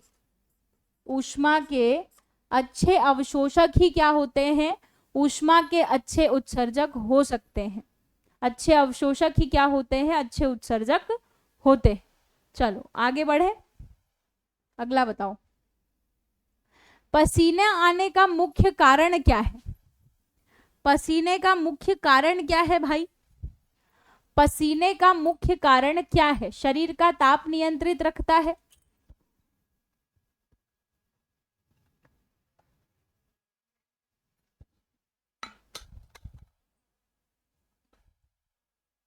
बताओ पसीने का मुख्य कारण क्या है, पसीने का मुख्य कारण क्या है। तो पसीने का मुख्य कारण क्या है, बताओ जल्दी से। पसीने का मुख्य कारण क्या है? तो शरीर का ताप नियंत्रित रखता है, शरीर से जल की मात्रा संतुलित रखता है, शरीर में विष पदार्थ निकालने में मदद करता है, या फिर त्वचा के छिद्र से गंदगी दूर रखने में मदद करता है। तो आप सभी को पता है कि पसीना जो है वो किसके द्वारा आता है? तो स्वेट ग्लैंड्स के द्वारा आता है। और इस पसीने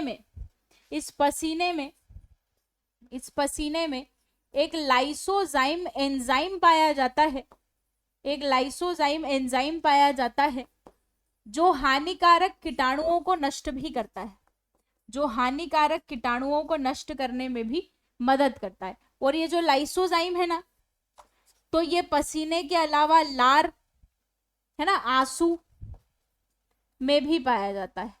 लार, आंसू, पसीने में क्या मिलता है आपको? लाइसोजाइम मिल जाता है। और बहुत गर्मी है तब पसीना, एसी चल रहा, बिल्कुल ठंडा हो रखा रूम, तो फिर क्या पसीना आएगा? क्या नहीं आएगा, है ना। तो शरीर का तापमान ऑलरेडी नियंत्रित है, बहुत ज्यादा गर्मी हो रही है ना, बहुत ज्यादा गर्मी हो रही है, तो जो अंदर का पानी है ना, वो कैसे होता है? धीरे धीरे बाहर आने लग जाता है, तो पसीने के रूप में, जिसकी वजह से आपका शरीर का तापमान नियंत्रित रह पाता है ना। चलो आगे बढ़ो, अगला क्वेश्चन। भाप से हाथ अधिक जलता है अपेक्षाकृत उबलते पानी से, क्या कारण है इसका? भाप से जो हाथ है वो ज्यादा जल जाता है। आप जीवन में किसी ना किसी को ये वाली घटना तो हुई होगी, सबके साथ होती है, मेरे साथ तो बहुत बार होती है। क्या? कि भैया पानी, गरम गरम पानी उकल रहा, गरम गरम पानी, मान लो कि लाइट चली गई, गीजर आपका खराब हो गया, तो आपने तपेली में गरम पानी रखा, तो गरम पानी उबल रहा है, तो भी हम उसको हाथ डाल के चेक कर सकते हैं कि हाँ भाई पानी बहुत गर्म हो गया, हाँ गरम गरम पानी है। लेकिन रोटी बनाई आपने, रोटी फट गई और उसकी क्या हुई? भाप अगर हाथ पे लग जाए तो बाप रे जान निकल जाती है, फपोला भी उड़ जाता कभी कभी। तो भाप से जलने पर ज्यादा तकलीफ होती है अपेक्षाकृत उबलते जल से। क्या कारण है इसका पता है? इसका कारण है गुप्त ऊष्मा, इसका कारण है गुप्त ऊष्मा, लेटेंट हीट।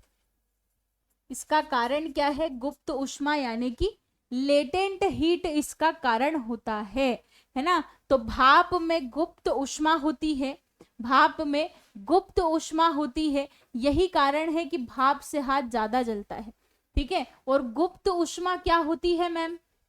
गुप्त ऊष्मा क्या होती है? तो गुप्त ऊष्मा या लेटेंट हीट का मतलब क्या होता है? लेटेंट हीट का मतलब होता है कि अवस्था परिवर्तन के लिए, अवस्था परिवर्तन के लिए, अवस्था परिवर्तन के लिए, अवस्था परिवर्तन के लिए, अवस्था परिवर्तन के लिए आवश्यक, अवस्था परिवर्तन के लिए आवश्यक अतिरिक्त ऊष्मा की मात्रा, अतिरिक्त ऊष्मा की मात्रा जो है वो क्या कहलाती है? तो वो कहलाती है क्या? तो वो कहलाती है आपकी गुप्त ऊष्मा।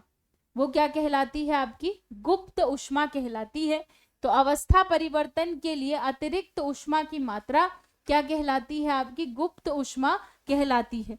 और यहाँ ध्यान रखें क्या होगा कि अवस्था में तो परिवर्तन आ जाएगा, अवस्था में तो परिवर्तन होगा, लेकिन तापमान में परिवर्तन नहीं होगा, तापमान में कोई परिवर्तन नहीं होगा। इसका मतलब यह है कि 0 डिग्री सेल्सियस पर, 0 डिग्री सेल्सियस पर बर्फ भी रहता है, 0 डिग्री सेल्सियस पर बर्फ भी रहता है और पानी भी रहता है। 0 डिग्री सेल्सियस पर बर्फ भी रहता है और पानी भी रहता है। बर्फ में 80 कैलोरी, बर्फ की जो गुप्त ऊष्मा है 80 कैलोरी पर ग्राम जो है वो बर्फ की गुप्त ऊष्मा होती है। कि बर्फ को पानी में बदलने के लिए 0 डिग्री सेल्सियस पर बर्फ को पानी में बदलने के लिए आपको 80 कैलोरी पर ग्राम एक्स्ट्रा ऊष्मा देनी पड़ेगी, तब वो पानी में बदलेगा, तब वो पानी में बदलेगा। ये अपने पास छुपा के रखता है, गुप्त है ना, छुपा के रखेगा। और पानी है तो पानी को 100 डिग्री सेल्सियस पर अगर भाप में बनाना है तो भाप में जो छुपी हुई उष्मा है ना, भाप की जो गुप्त उष्मा है ना, भाप में जो एक्स्ट्रा लेटेंट हीट होती है छुपी हुई, वो होती है 540 कैलोरी पर ग्राम।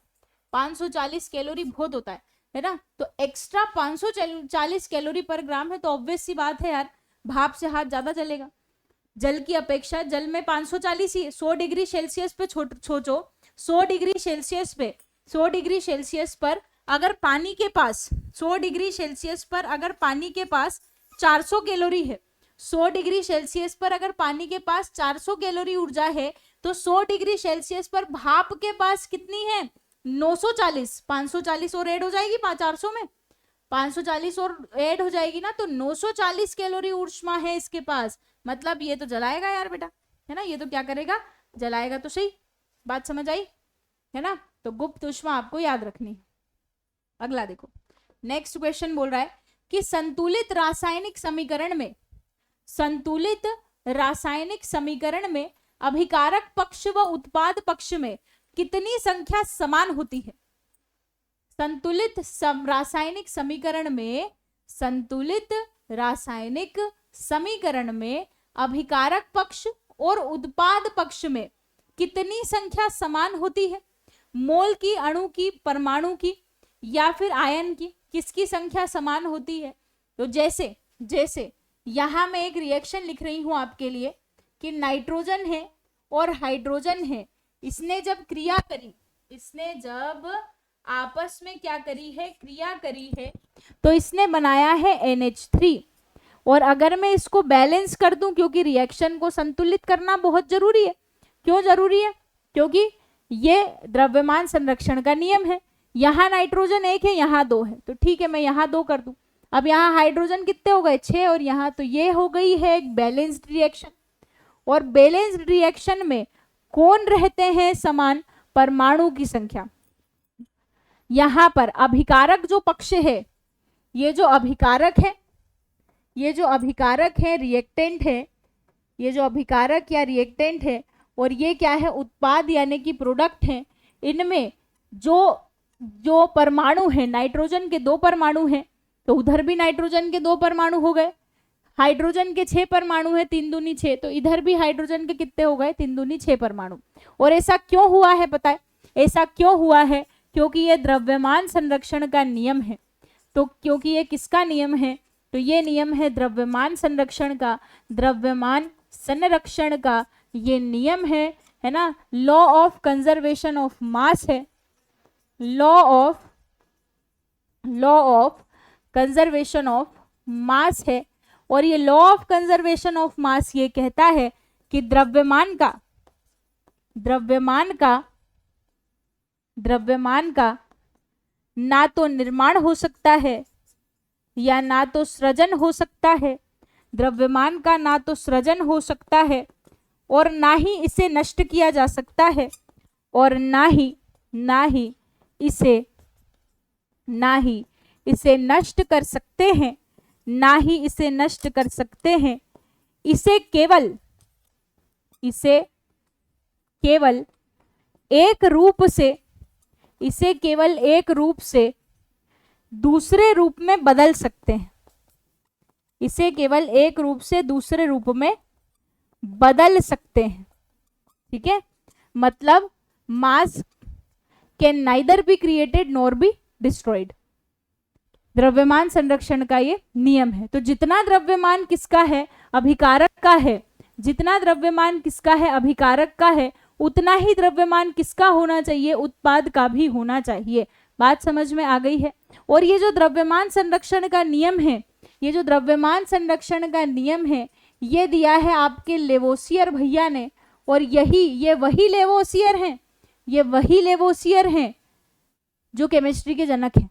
ये वही लेवोसियर हैं जो केमिस्ट्री के जनक हैं। रसायन शास्त्र के जनक लेवोसियर ने क्या दिया है, तो द्रव्यमान संरक्षण का नियम दिया है।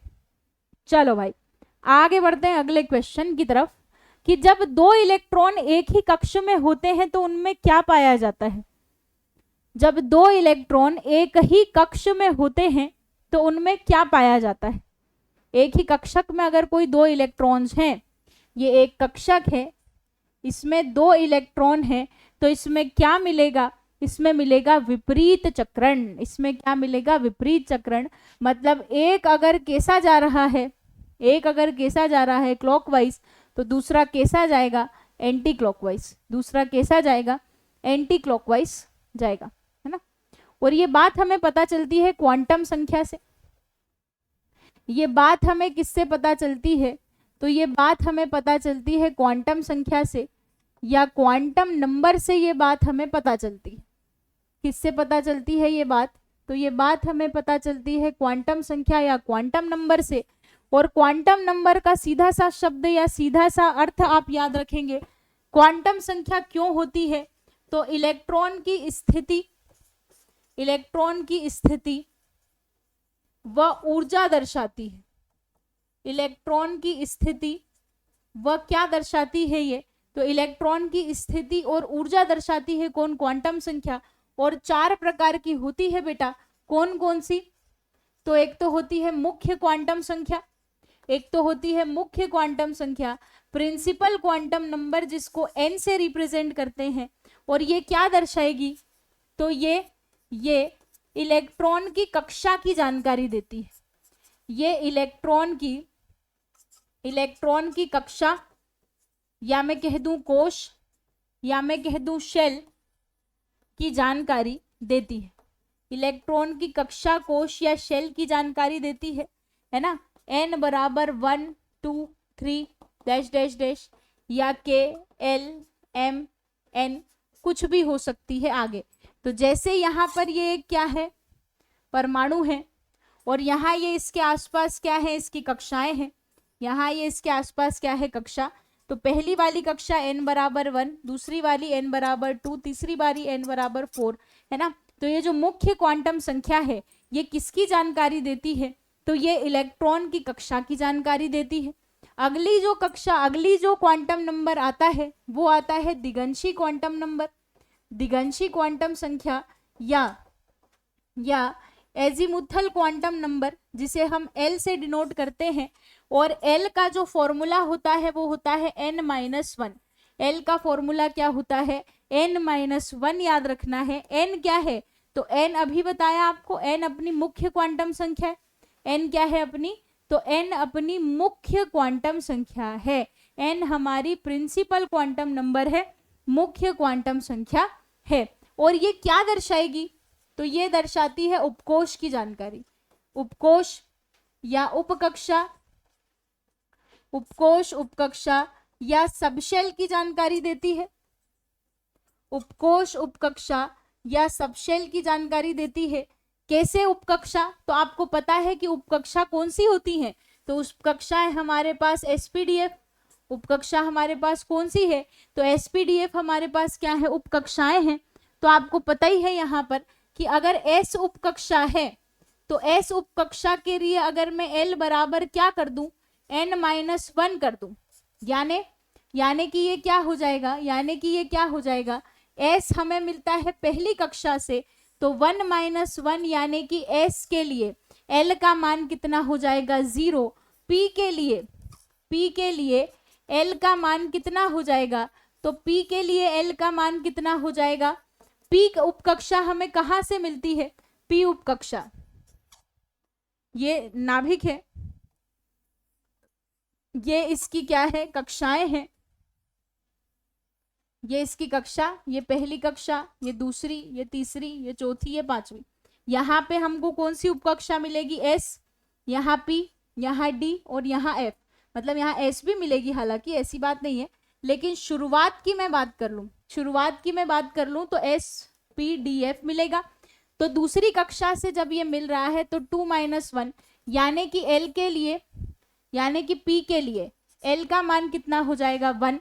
और अगर मैं यहाँ डी की बात कर लूं तो डी के लिए एल का मान कितना हो जाएगा, डी के लिए एल का मान कितना हो जाएगा, तो डी के लिए एल का मान हो जाएगा 2। और एफ के लिए एल का मान कितना हो जाएगा, तो एफ के लिए एल का मान हो जाएगा, एफ के लिए एल का मान हो जाएगा 3। एफ के लिए एल का मान कितना हो जाएगा, 3 हो जाएगा। तो ये दिगंशी क्वांटम संख्या। अब मैं आगे चलूं, किसके बारे में बात करूं, तो चुंबकीय क्वांटम संख्या के बारे में बात कर लेते हैं। चुंबकीय क्वांटम संख्या, तो ये जो चुंबकीय क्वांटम संख्या है या मैग्नेटिक जो क्वांटम नंबर आते हैं आपके, इसको m से डिनोट करते हैं और ये जानकारी देते हैं कक्षक यानी कि ऑर्बिटल की।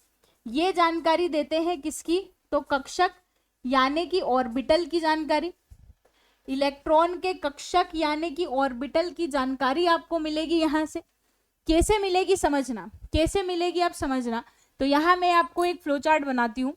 तो जैसे कक्षा लिख दूं मैं पहले, यहाँ तो शेल लिख दूं मैं यहाँ पहले, यहाँ मैं उप कक्षा लिख दूं, सब शेल लिख दूं, ठीक है। यहां मैं लिख रही हूं कक्षक यानी कि ऑर्बिटल्स, कक्षक यानी कि ऑर्बिटल लिख रही हूं आपके लिए, कक्षक यानी कि ऑर्बिटल लिख रही हूं आपके लिए। और यहां मैं लिख रही हूं उस ऑर्बिटल का आकार, है ना। तो अगर मैं यहां बात कर लूं आपसे, तो कक्षा को अभी मैंने n से डिनोट किया, उप कक्षा को l बराबर n-1 से डिनोट किया और कक्षक को हम m से डिनोट कर रहे हैं, है ना। यही है। अगर पहली कक्षा है, अगर कौन सी है, अगर n बराबर क्या है 1 है, n बराबर क्या है 1 है, तो मतलब उप कक्षा कौन सी हो गई s, और s के लिए मान कितना हो जाएगा 0, यह भी पढ़ा अपन ने। n बराबर 2 है यानी कि p उप कक्षा है, मान हो गया है 1। n बराबर 3 है यानी कि d उप कक्षा है, मान हो गया है 2। और n बराबर 4 है तो f उप कक्षा है, मान हो गया है इसका 3। और अगर कक्षक की बात कर लूं, तो s में एक कक्षक होता है, s में एक कक्षक होता है। s में कितने कक्षक होते हैं, एक कक्षक होते हैं और वैल्यू होती है इसकी 0। वैल्यू होती है क्या इसकी 0, वैल्यू कितनी होगी इसी के जैसी। p में होते हैं 3 कक्षक, p में कितने कक्षक होते हैं 3 कक्षक। बीच वाला अगर 0 है और इसके आगे पीछे देखूं तो ये -1 और +1 हो जाएगा। d में होते हैं 5 कक्षक, d में कितने कक्षक होते हैं 5 कक्षक, 1 2 3 4 5। बीच वाला अगर 0 है तो इधर वाला +1 +2 और लेफ्ट वाला -1 -2 हो जाएगा। और f में कितने होते हैं 7 कक्षक और टोटल इलेक्ट्रॉन भर सकते हो आप 14। s में आप 2 इलेक्ट्रॉन भर सकते हो, p में 6 भर सकते हो, d में 10 भर सकते हो और f में आप 14 इलेक्ट्रॉन भर सकते हो। तो इस तरीके से अगर मैं 7 कक्षक बना दूं, 1 2 3 4 5 6 7, है ना, तो 0 हो गया है बीच वाला, तो इधर +1 +2 +3, इधर इंटीजर्स क्या आ जाएंगे -1 -2 और -3। तो ये m की क्या हो जाएगी, एक वैल्यू हो जाएगी। आकार देख ले तो s ऑर्बिटल का आकार होता है गोलाकार, s ऑर्बिटल का आकार कैसा होता है गोलाकार। p ऑर्बिटल का जो आकार है वो होता है डमरू आकार का, डंबल शेप, वो होता है डमरू आकार या डंबल शेप। जो d है, d का होता है कैसा, डबल डंबल शेप होता है। d का कैसा होता है, तो d का होता है डबल डंबल शेप्ड हो जाता है, डबल डंबल शेप्ड हो जाता है ना, यानी कि दोहरा डमरू हो जाता है, द्विडमरू हो जाता है, द्विडमरू या डबल डंबल शेप हो जाता है, डबल डंबल शेप हो जाता है। और लास्ट वाला जो f है इसका कैसा रहता है, जटिल यानी कि कॉम्प्लेक्स रहता है। बात क्लियर है यहाँ तक। तो ये आपकी तीसरी क्वांटम संख्या थी, ये आपकी कौन सी, तो तीसरी क्वांटम संख्या थी। और चौथी और लास्ट क्वांटम संख्या जो आती है इसमें, ये आती है चक्रण क्वांटम संख्या, जिससे क्वेश्चन आया था आपका कि चक्रण क्वांटम संख्या में या स्पिन क्वांटम नंबर यानी कि s से डिनोट करते हैं। और ये इलेक्ट्रॉन का चक्रण दर्शाती है, इलेक्ट्रॉन के चक्रण की दिशा बताती है, इलेक्ट्रॉन के चक्रण की दिशा की जानकारी देती है ये, है ना, इलेक्ट्रॉन के चक्रण की दिशा की जानकारी देती है।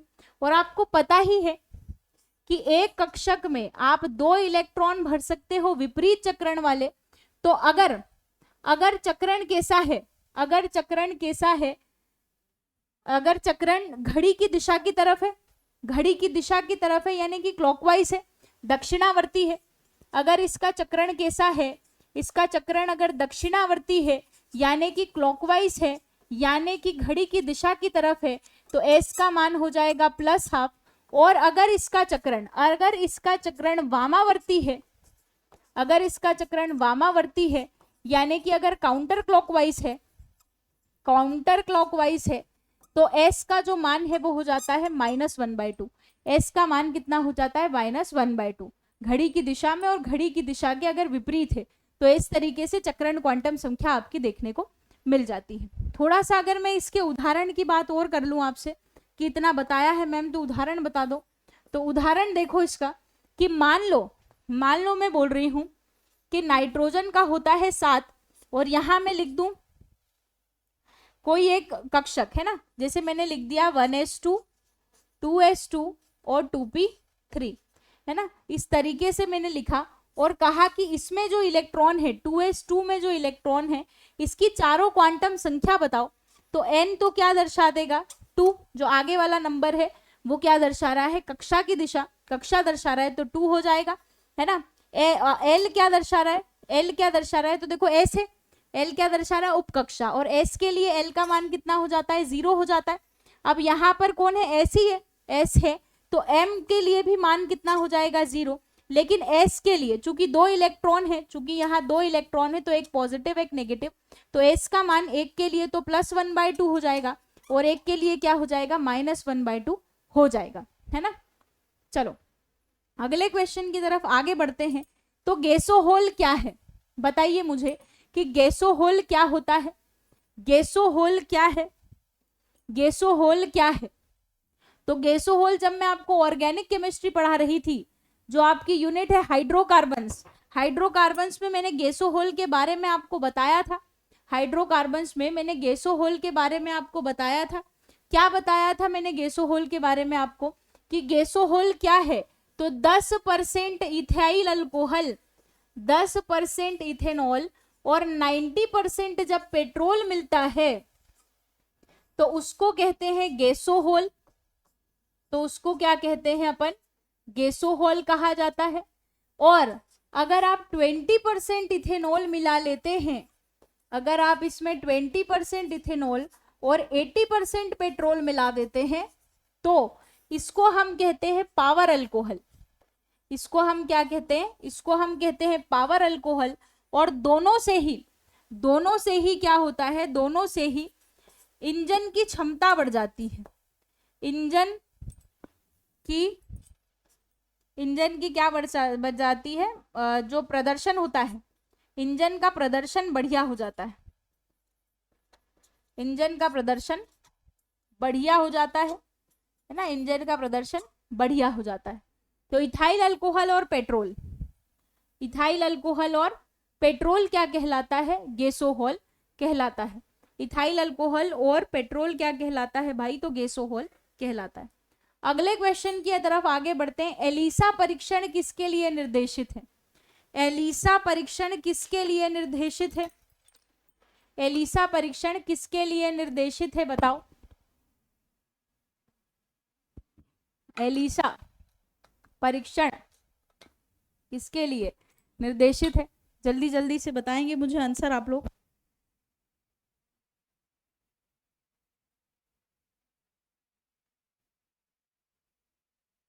ये है तो एलिसा है एड्स के लिए। एलिसा है एड्स के लिए। एड्स का पूरा नाम मैंने अभी बताया है आपको, acquired immunodeficiency syndrome. Acquired immuno deficiency syndrome जो है ये एड्स का फुल फॉर्म है। और इसके लिए एलिसा परीक्षण किया जाता है। और एलिसा का पूरा नाम है एंजाइम लिंक्ड इम्यूनोसॉर्बेंट असे। एंजाइम लिंक्ड इम्यूनोसॉर्बेंट असे इसका पूरा नाम है। एड्स के परीक्षण के लिए एलिसा टेस्ट किया जाता है जिसका नाम है एंजाइम लिंक्ड इम्यूनोसॉर्बेंट असे, है ना। प्राथमिक टेस्ट है ये, एड्स के परीक्षण के लिए किया जाता है। और एड्स जो है वो कैसी बीमारी है? एड्स कैसी बीमारी है? वायरल डिजीज है। एड्स कैसी बीमारी है? एड्स वायरल डिजीज है। एड्स कैसी बीमारी है? तो एड्स क्या है? एक वायरल डिजीज है। एड्स क्या है? वायरल डिजीज है। और किस वायरस के कारण होती है? तो HIV के कारण। HIV किसके कारण होती है? HIV। HIV का पूरा नाम क्या है? तो HIV का पूरा नाम है ह्यूमन इम्यूनोडेफिशिएंसी वायरस।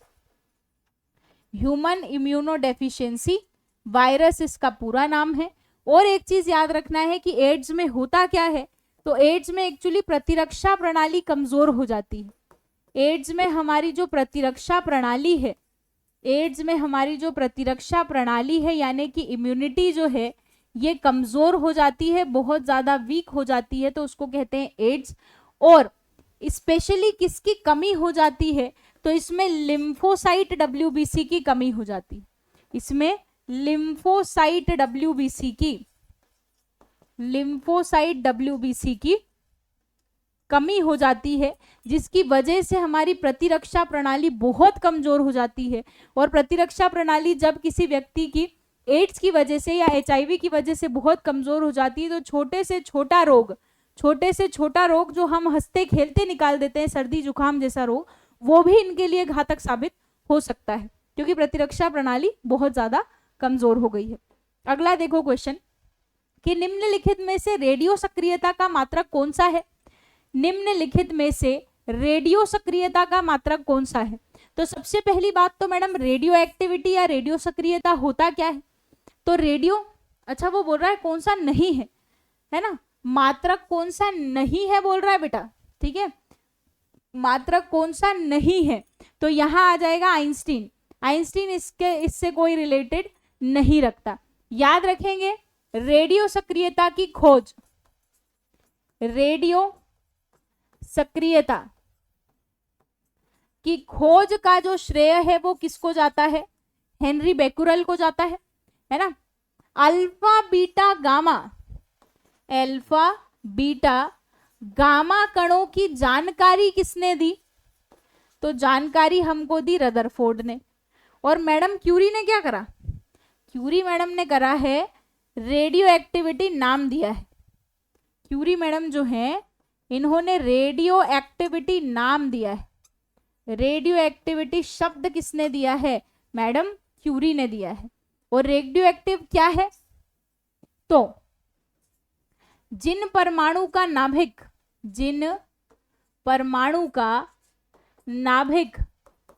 अस्थायी होता है, जिन परमाणुओं का नाभिक यानी कि उनका जो न्यूक्लियस है, जिन एटम्स का न्यूक्लियस अस्थायी होता है, अस्थायी यानी कि अनस्टेबल होता है, अस्थायी होता है, वे स्थायित्व प्राप्त करने के लिए वे स्थायित्व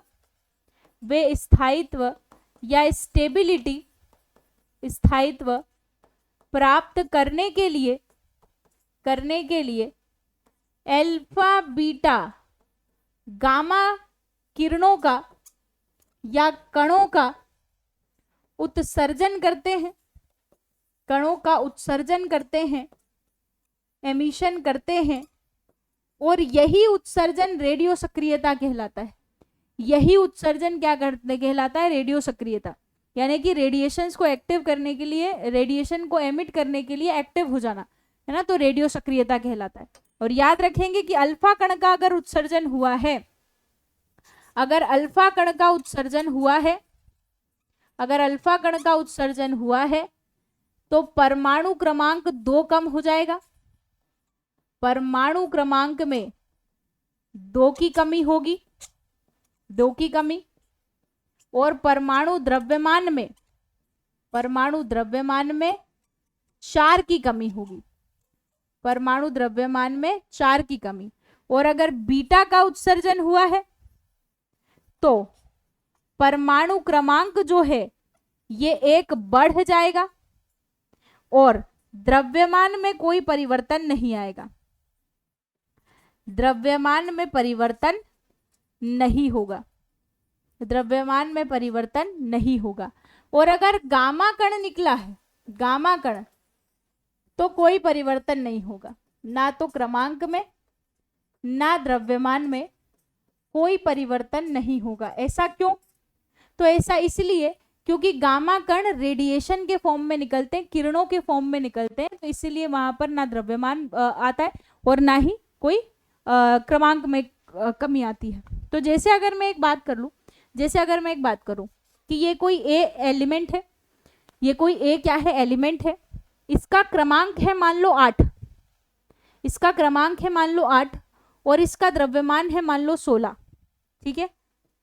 अब मैंने इसमें से निकाल दिया एक अल्फा कण, मैंने इसमें से क्या निकाल दिया है, मैंने इसमें से एक अल्फा कण बाहर निकाला, ठीक है।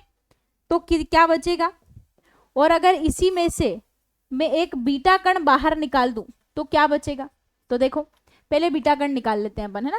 जैसे एक नहीं, बहुत सारे मान लो, जैसे यहाँ एक बीटा कण है, तो बीटा कण के लिए एक द्रव्यमान, एक क्रमांक बढ़ जाएगा।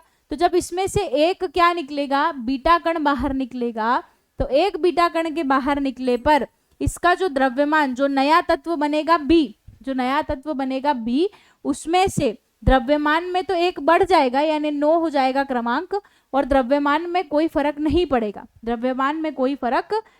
पड़ेगा, और अगर अल्फा कण को निकाल दूं तो एक कोई सी एलिमेंट बन रहा है, तो अल्फा कण के निकलने पर देखो क्रमांक में 2 की कमी आ जाएगी, और द्रव्यमान में किसकी की कमी आ जाएगी, 4 की कमी आ जाएगी। द्रव्यमान में कितने की, 4 की कमी आ जाएगी। तो इस तरीके से भी आपके क्वेश्चंस बन सकते हैं, इस तरीके से भी क्या हो सकता है, आपके क्वेश्चंस बन सकते हैं। चलो, क्या आपको यहां तक बात क्लियर है? तो अपन आगे बढ़ते हैं, फिर आगे बढ़ते हैं। अगला क्वेश्चन देखो, अगला क्वेश्चन बोल रहा है, क्या बोल रहा है अगला क्वेश्चन, कहाँ गया, ये रहा। नेक्स्ट देखो, जब एक व्यक्ति उपग्रह में पृथ्वी के चक्कर लगाता है तो उसका डैश, जब एक व्यक्ति उपग्रह में पृथ्वी के चक्कर लगाता है तो उसका dash, when a person travels around the earth in a satellite, his द्रव्यमान शून्य हो जाता है परंतु भार अपरिवर्तन रहता है, या द्रव्यमान अपरिवर्तनीय रहता है, भार शून्य हो जाता है, या फिर द्रव्यमान और भार दोनों अपरिवर्तन रहते हैं, भार और द्रव्यमान दोनों शून्य हो जाते हैं। तो देखो समझना, द्रव्यमान जो है, द्रव्यमान यानी कि जो मास है, इसकी इकाई है किलोग्राम, इसकी इकाई क्या है, यूनिट क्या है इसकी, किलोग्राम, और ये अपरिवर्तनशील राशि है। कैसी राशि है, अपरिवर्तनशील राशि है। अगर किसी का द्रव्यमान 10 किलो है, अगर किसी का द्रव्यमान 10 किलो है, तो चाहे वो पृथ्वी पर रहे, चाहे वो चंद्रमा पे चले जाए, चाहे वो मंगल ग्रह पर चले जाए, कहीं भी चले जाए, उसका द्रव्यमान हमेशा 10 किलो रहेगा। उसका द्रव्यमान हमेशा कितना रहेगा, 10 किलो रहेगा, मतलब द्रव्यमान अपरिवर्तित रहेगा। लेकिन अगर मैं भार की बात कर लूं, भार यानी कि वेट की बात कर लूं, तो भार जो है गुरुत्वीय त्वरण, गुरुत्वीय भार जो है ये क्या है, द्रव्यमान पर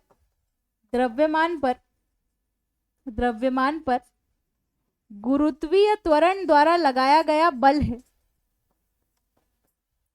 गुरुत्वीय त्वरण द्वारा लगने वाला जो बल है वो है।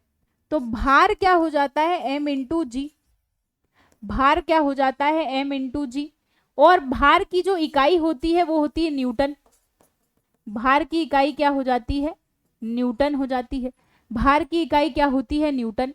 और आपको पता होना चाहिए कि जी जो है, जी परिवर्तनशील है, तो जब जी परिवर्तनशील है तो भार भी कैसा होगा, भार भी कैसा होगा, परिवर्तनशील होगा, भार भी कैसा होगा, परिवर्तनशील। यही कारण है कि ध्रुवों पर पृथ्वी के ध्रुवों पर, पोल्स पर अधिकतम भार होता है, पृथ्वी के ध्रुवों पर अधिकतम भार मिलेगा। विषुवत रेखा, पृथ्वी की जो विषुवत रेखा है ना, जो इक्वेटर्स हैं हमारे, जो इक्वेटोरियल लाइन है, जो इक्वेटोरियल लाइन है यहाँ पर न्यूनतम भार रहेगा क्योंकि जी न्यूनतम रहता है, और पृथ्वी के केंद्र में भार कैसा हो जाएगा, तो पृथ्वी के केंद्र पर भार शून्य हो जाएगा। पृथ्वी के केंद्र पर भार शून्य हो जाएगा। तो भार परिवर्तनशील राशि है जबकि द्रव्यमान अपरिवर्तनशील राशि है, जबकि क्या है, अपरिवर्तनशील राशि है। तो अब देखो उपग्रह पे पृथ्वी का चक्कर, तो उपग्रह में कोई वातावरण है क्या? उपग्रह पर तो कोई ग्रेविटेशन है ही नहीं, तो उपग्रह पर जब जी कैसा हो जाएगा, जीरो हो जाएगा। जब उपग्रह पर जी जीरो हो जाएगा तो भार भी तो जीरो हो जाएगा ना, भार भी तो क्या हो जाएगा, m इंटू जीरो मतलब शून्य, तो भार शून्य हो जाएगा। द्रव्यमान अपरिवर्तित रहेगा लेकिन भार कैसा हो जाएगा, शून्य हो जाएगा। द्रव्यमान अपरिवर्तित रहेगा लेकिन भार कैसा हो जाएगा, तो भार शून्य हो जाएगा। भार कैसा हो जाएगा, भार शून्य हो जाएगा, है ना। चलो ठीक है, बात यहां तक समझ में आई है, आगे बढ़े। अगला क्वेश्चन बोल रहा है कि बत्ती वाले स्टोव में तेल चढ़ने का कारण क्या है? तो बत्ती में जो धीरे धीरे तेल चढ़ता है वो केशिका क्रिया कहलाती है, कैपिलैरिटी कहलाती है, कैपिलरी एक्शन कहलाता है। केशिका क्रिया का मतलब सीधा सा है कि जब अपन चल रहे हैं तो जैसे कि दुपट्टा है या पैंट है, ये पैंट जब पानी से भी टकराती है ना, तो भले ही पानी तुम्हारे घुटनों तक नहीं भरा, लेकिन फिर भी वो अगर पानी में कंटिन्यूअसली आप चलते रहेंगे तो धीरे धीरे वो पानी ऊपर चढ़ने लगेगा धागों के माध्यम से, क्योंकि केशिकाएं हैं पतली पतली सी, क्या है, केशिका का मतलब होता है केश जितनी पतली नलिका, केश जितनी पतली नलिका को अपन कह देते हैं केशिका, कैपिलरी, है ना। और कैपिलरी का सीधा सा मतलब है पानी को नीचे से ऊपर की तरफ विदाउट एनी फोर्स चढ़ाना, क्या कहलाता है, केशिकत्व या कैपिलैरिटी कहलाता है या कैपिलरी एक्शन कहलाता है। तो अगर आपने सोचो कि कहीं पानी गिरा हुआ है नीचे, है ना, और वहां पर अगर टावल का एक कोना सिरा भी रह गया और मान लो वो हल्का सा सिरा ही टच हो रहा है, सुबह आपने उठकर देखा तो आधा टावल गीला हो जाएगा। क्यों हुआ ऐसा? कैपिलैरिटी के कारण। जो उसके टावल के जो पतले पतले से रेशे हैं, धागे हैं, उसके माध्यम से वो पानी क्या हुआ, ऊपर चढ़ा। तो सेम कंसेप्ट यहाँ लगेगा बत्ती वाले स्टोव में जो तेल ऊपर चढ़ रहा है वो पतले पतले जो रेशे हैं बत्ती के, उसके माध्यम से वो चढ़ रहा है, तो उसको अपन कैपिलरी एक्शन कहेंगे। अगला देखो, अगला है कि वायु दाब मापी की रीडिंग अचानक अगर गिर जाती है तो ये किस बात का संकेत है? तो बैरोमीटर की रीडिंग अचानक अगर नीचे गिर रही है तो मतलब तूफानी बारिश होने वाली है। क्या होने वाला है? अचानक से तूफान आने वाला है, बारिश होने वाली है ना। चलो अगला देखो, नेक्स्ट है कि दूध एक उदाहरण है। दूध किसका उदाहरण है भाई? तो दूध उदाहरण है किसका? पायस का। Very nice. दूध किसका उदाहरण है? दूध उदाहरण है पायस का। और पायस क्या होता है मैम? तो पायस जो है, इमल्शन जो है, पायस या इमल्शन एक कोलॉइडी विलयन है। पायस या इमल्शन क्या है? एक कोलॉइडी विलयन है। और कोलॉइडी विलयन में भी क्या है पता है? कोलॉइडी विलयन में भी क्या है पता है? मैं इसको अच्छे से अलग लिख देती हूँ कि पायस या इमल्शन क्या होता है। तो पायस या इमल्शन का मतलब होता है कि पहले तो पायस एक कोलॉइडी विलयन है, पहली बात। तो पायस क्या है? पायस एक कोलॉइडी विलयन है, एक कोलॉइडल सॉल्यूशन है। और कोलॉइडल सॉल्यूशन का सीधा सा मतलब आप ये समझेंगे, कि कोलॉइडी विलयन, यहां मैं कह दूं कि विलय और विलायक, पायस में जो विलय होता है यानी कि जो सॉल्यूट होता है, तथा जो विलायक होते हैं ना, सॉल्वेंट होते हैं। पायस में विलय और विलायक मतलब जिसको घोल रहे हो और जिसमें घोल रहे हो, दोनों कैसे होते हैं? विलय और विलायक दोनों द्रव होते हैं, दोनों द्रव होते हैं तथा एक दूसरे में अघुलनशील होते हैं। दोनों एक तो द्रव होते हैं और एक दूसरे में कैसे होते हैं? तो एक दूसरे में अघुलनशील या इनसोल्यूबल होते, एक दूसरे में अघुलनशील या इनसोल्यूबल होते। जैसे पानी में तेल, जैसे पानी में तेल डाल दिया आपने, तेल में पानी डाल दिया, घी डाल दिया, वसा डाल दिया और दूध, ये क्या है? पायस का उदाहरण। ये क्या है? किसका उदाहरण है? पायस का उदाहरण होते। तो देखो पानी और तेल, पानी और तेल दोनों ही क्या है? दोनों ही क्या है? द्रव है, लेकिन दोनों ही एक दूसरे में अघुलनशील है, तो ये पायस बनाएंगे। ऐसा ही सेम दूध में भी क्या रहता है? पानी और वसा रहता है, पानी और वसा रहता है। वसा घुलनशील क्या रहते हैं इसमें? वसा घुलनशील विटामिन भी रहते हैं इसमें, डी रहता है ना, विटामिन डी दूध में, तो इसमें है। तो यहाँ पर ये दोनों एक दूसरे में कैसे होंगे? अघुलनशील होंगे। दोनों एक दूसरे में क्या होंगे? अघुलनशील होंगे। और एक चीज याद रखेंगे कि वसा को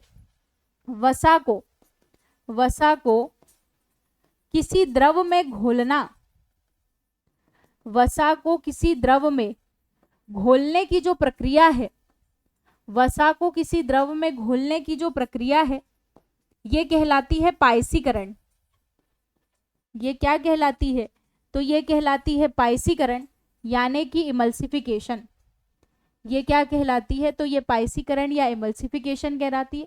और शरीर में हमारे शरीर में ये प्रक्रिया कहाँ होती है? तो शरीर में ये प्रक्रिया पित्त रस करता है। शरीर में आपके शरीर में ये प्रक्रिया पित्त रस द्वारा छोटी आंत में संपन्न होती है। पित्त रस द्वारा छोटी आंत की ग्रहणी में संपन्न होती है। छोटी आंत की ग्रहणी यानी कि ड्योडेनम में संपन्न होती है। छोटी आंत की ग्रहणी में ये क्या होती है? संपन्न होती है। बात समझ में आई है सभी को यहाँ तक? क्या सभी को यहाँ तक बातें समझ में आ गई है? बोलो, क्या सभी को यहाँ तक बातें समझ में आई है? तो अगले क्वेश्चन की तरफ आगे बढ़ते हैं अपन, अगले क्वेश्चन की तरफ आगे बढ़ते हैं अपन, है ना। चलो नेक्स्ट क्वेश्चन वो क्या बोल रहा है? नेक्स्ट क्वेश्चन वो क्या बोल रहा है? नेक्स्ट क्वेश्चन है कि सामान्य दृष्टि के लिए निम्नलिखित में से कौन सा विटामिन आवश्यक है? तो भैया दृष्टि संबंधित विटामिन है आपका रेटिनोल। उसके नाम में ही रेटिना है, उसके नाम में ही क्या है? रेटिना है। तो दृष्टि संबंधित विटामिन कौन सा है आपका? रेटिनोल है। और रेटिनोल को हम किस नाम से जानते हैं? तो रेटिनोल को हम जानते हैं विटामिन ए के नाम से। ये क्या है? विटामिन ए है। और इसका एक और नाम है क्या? कैरोटीन। इसका एक और नाम क्या है? तो इसका एक और नाम है कैरोटीन नाम, है ना, रेटिनोल नाम है। रेटिनोल या विटामिन ए की मैं बात करूं आपके लिए, रेटिनोल या विटामिन ए की मैं बात करूं आपसे, तो इसका नाम तो क्या बता दिया है मैंने? रेटिनोल है। दूसरी बात, ये कैसा विटामिन है? तो ये वसा में घुलनशील विटामिन है। कैसा विटामिन है ये? तो ये है वसा में घुलनशील विटामिन। फैट सोल्यूबल विटामिन है ये आपका, फैट सोल्यूबल विटामिन है ये आपका, फैट सोल्यूबल विटामिन है ये आपका। और वसा में घुलनशील विटामिन है, फैट सोल्यूबल विटामिन है। और कैसा विटामिन है? तो संक्रमण रोधी विटामिन है। कैसा विटामिन है? शब्द याद रखेंगे, संक्रमण रोधी विटामिन है, एंटी इन्फेक्शन विटामिन है। संक्रमण रोधी या एंटी इन्फेक्शन विटामिन है ना, एंटी इन्फेक्शन ये विटामिन है, संक्रमण रोधी ये आपका विटामिन है। और बात कर ले तो इसके स्रोत क्या है मैम? तो इसके स्रोत आपको मिलेंगे गाजर, आम, पपीता। गाजर इसका मुख्य स्रोत है। इसके अलावा आपको आ जाएगा आम, पपीता, सुनहरा चावल, है ना। तो ये सब क्या है? ये सब क्या हो जाएंगे आपके? ये सब विटामिन ए के स्रोत होने वाले। अगर मैं इसकी कमी से रोग की बात कर लूं, अगर मैं इससे कमी से रोग की बात कर लूं, तो पहला रोग आता है इसकी कमी से। अगर मैं कमी से रोग की बात कर लूं तो पहला रोग आ जाता है इसमें रतौंधी। पहला रोग कौन सा आ जाता है? रतौंधी, यानी कि नाइट ब्लाइंडनेस। और नाइट ब्लाइंडनेस में व्यक्ति को रात में दिखना बंद हो जाता है। नेत्र की जो शलाका कोशिकाएं हैं, नेत्र के रेटिना में, नेत्र के रेटिना में शलाका कोशिकाओं, नेत्र के रेटिना में शलाका कोशिका यानी कि रॉड सेल्स की कमी हो जाती है। शलाका कोशिका या रॉड सेल्स की कमी हो जाती है, जिसकी वजह से व्यक्ति अंधेरे में नहीं देख पाता।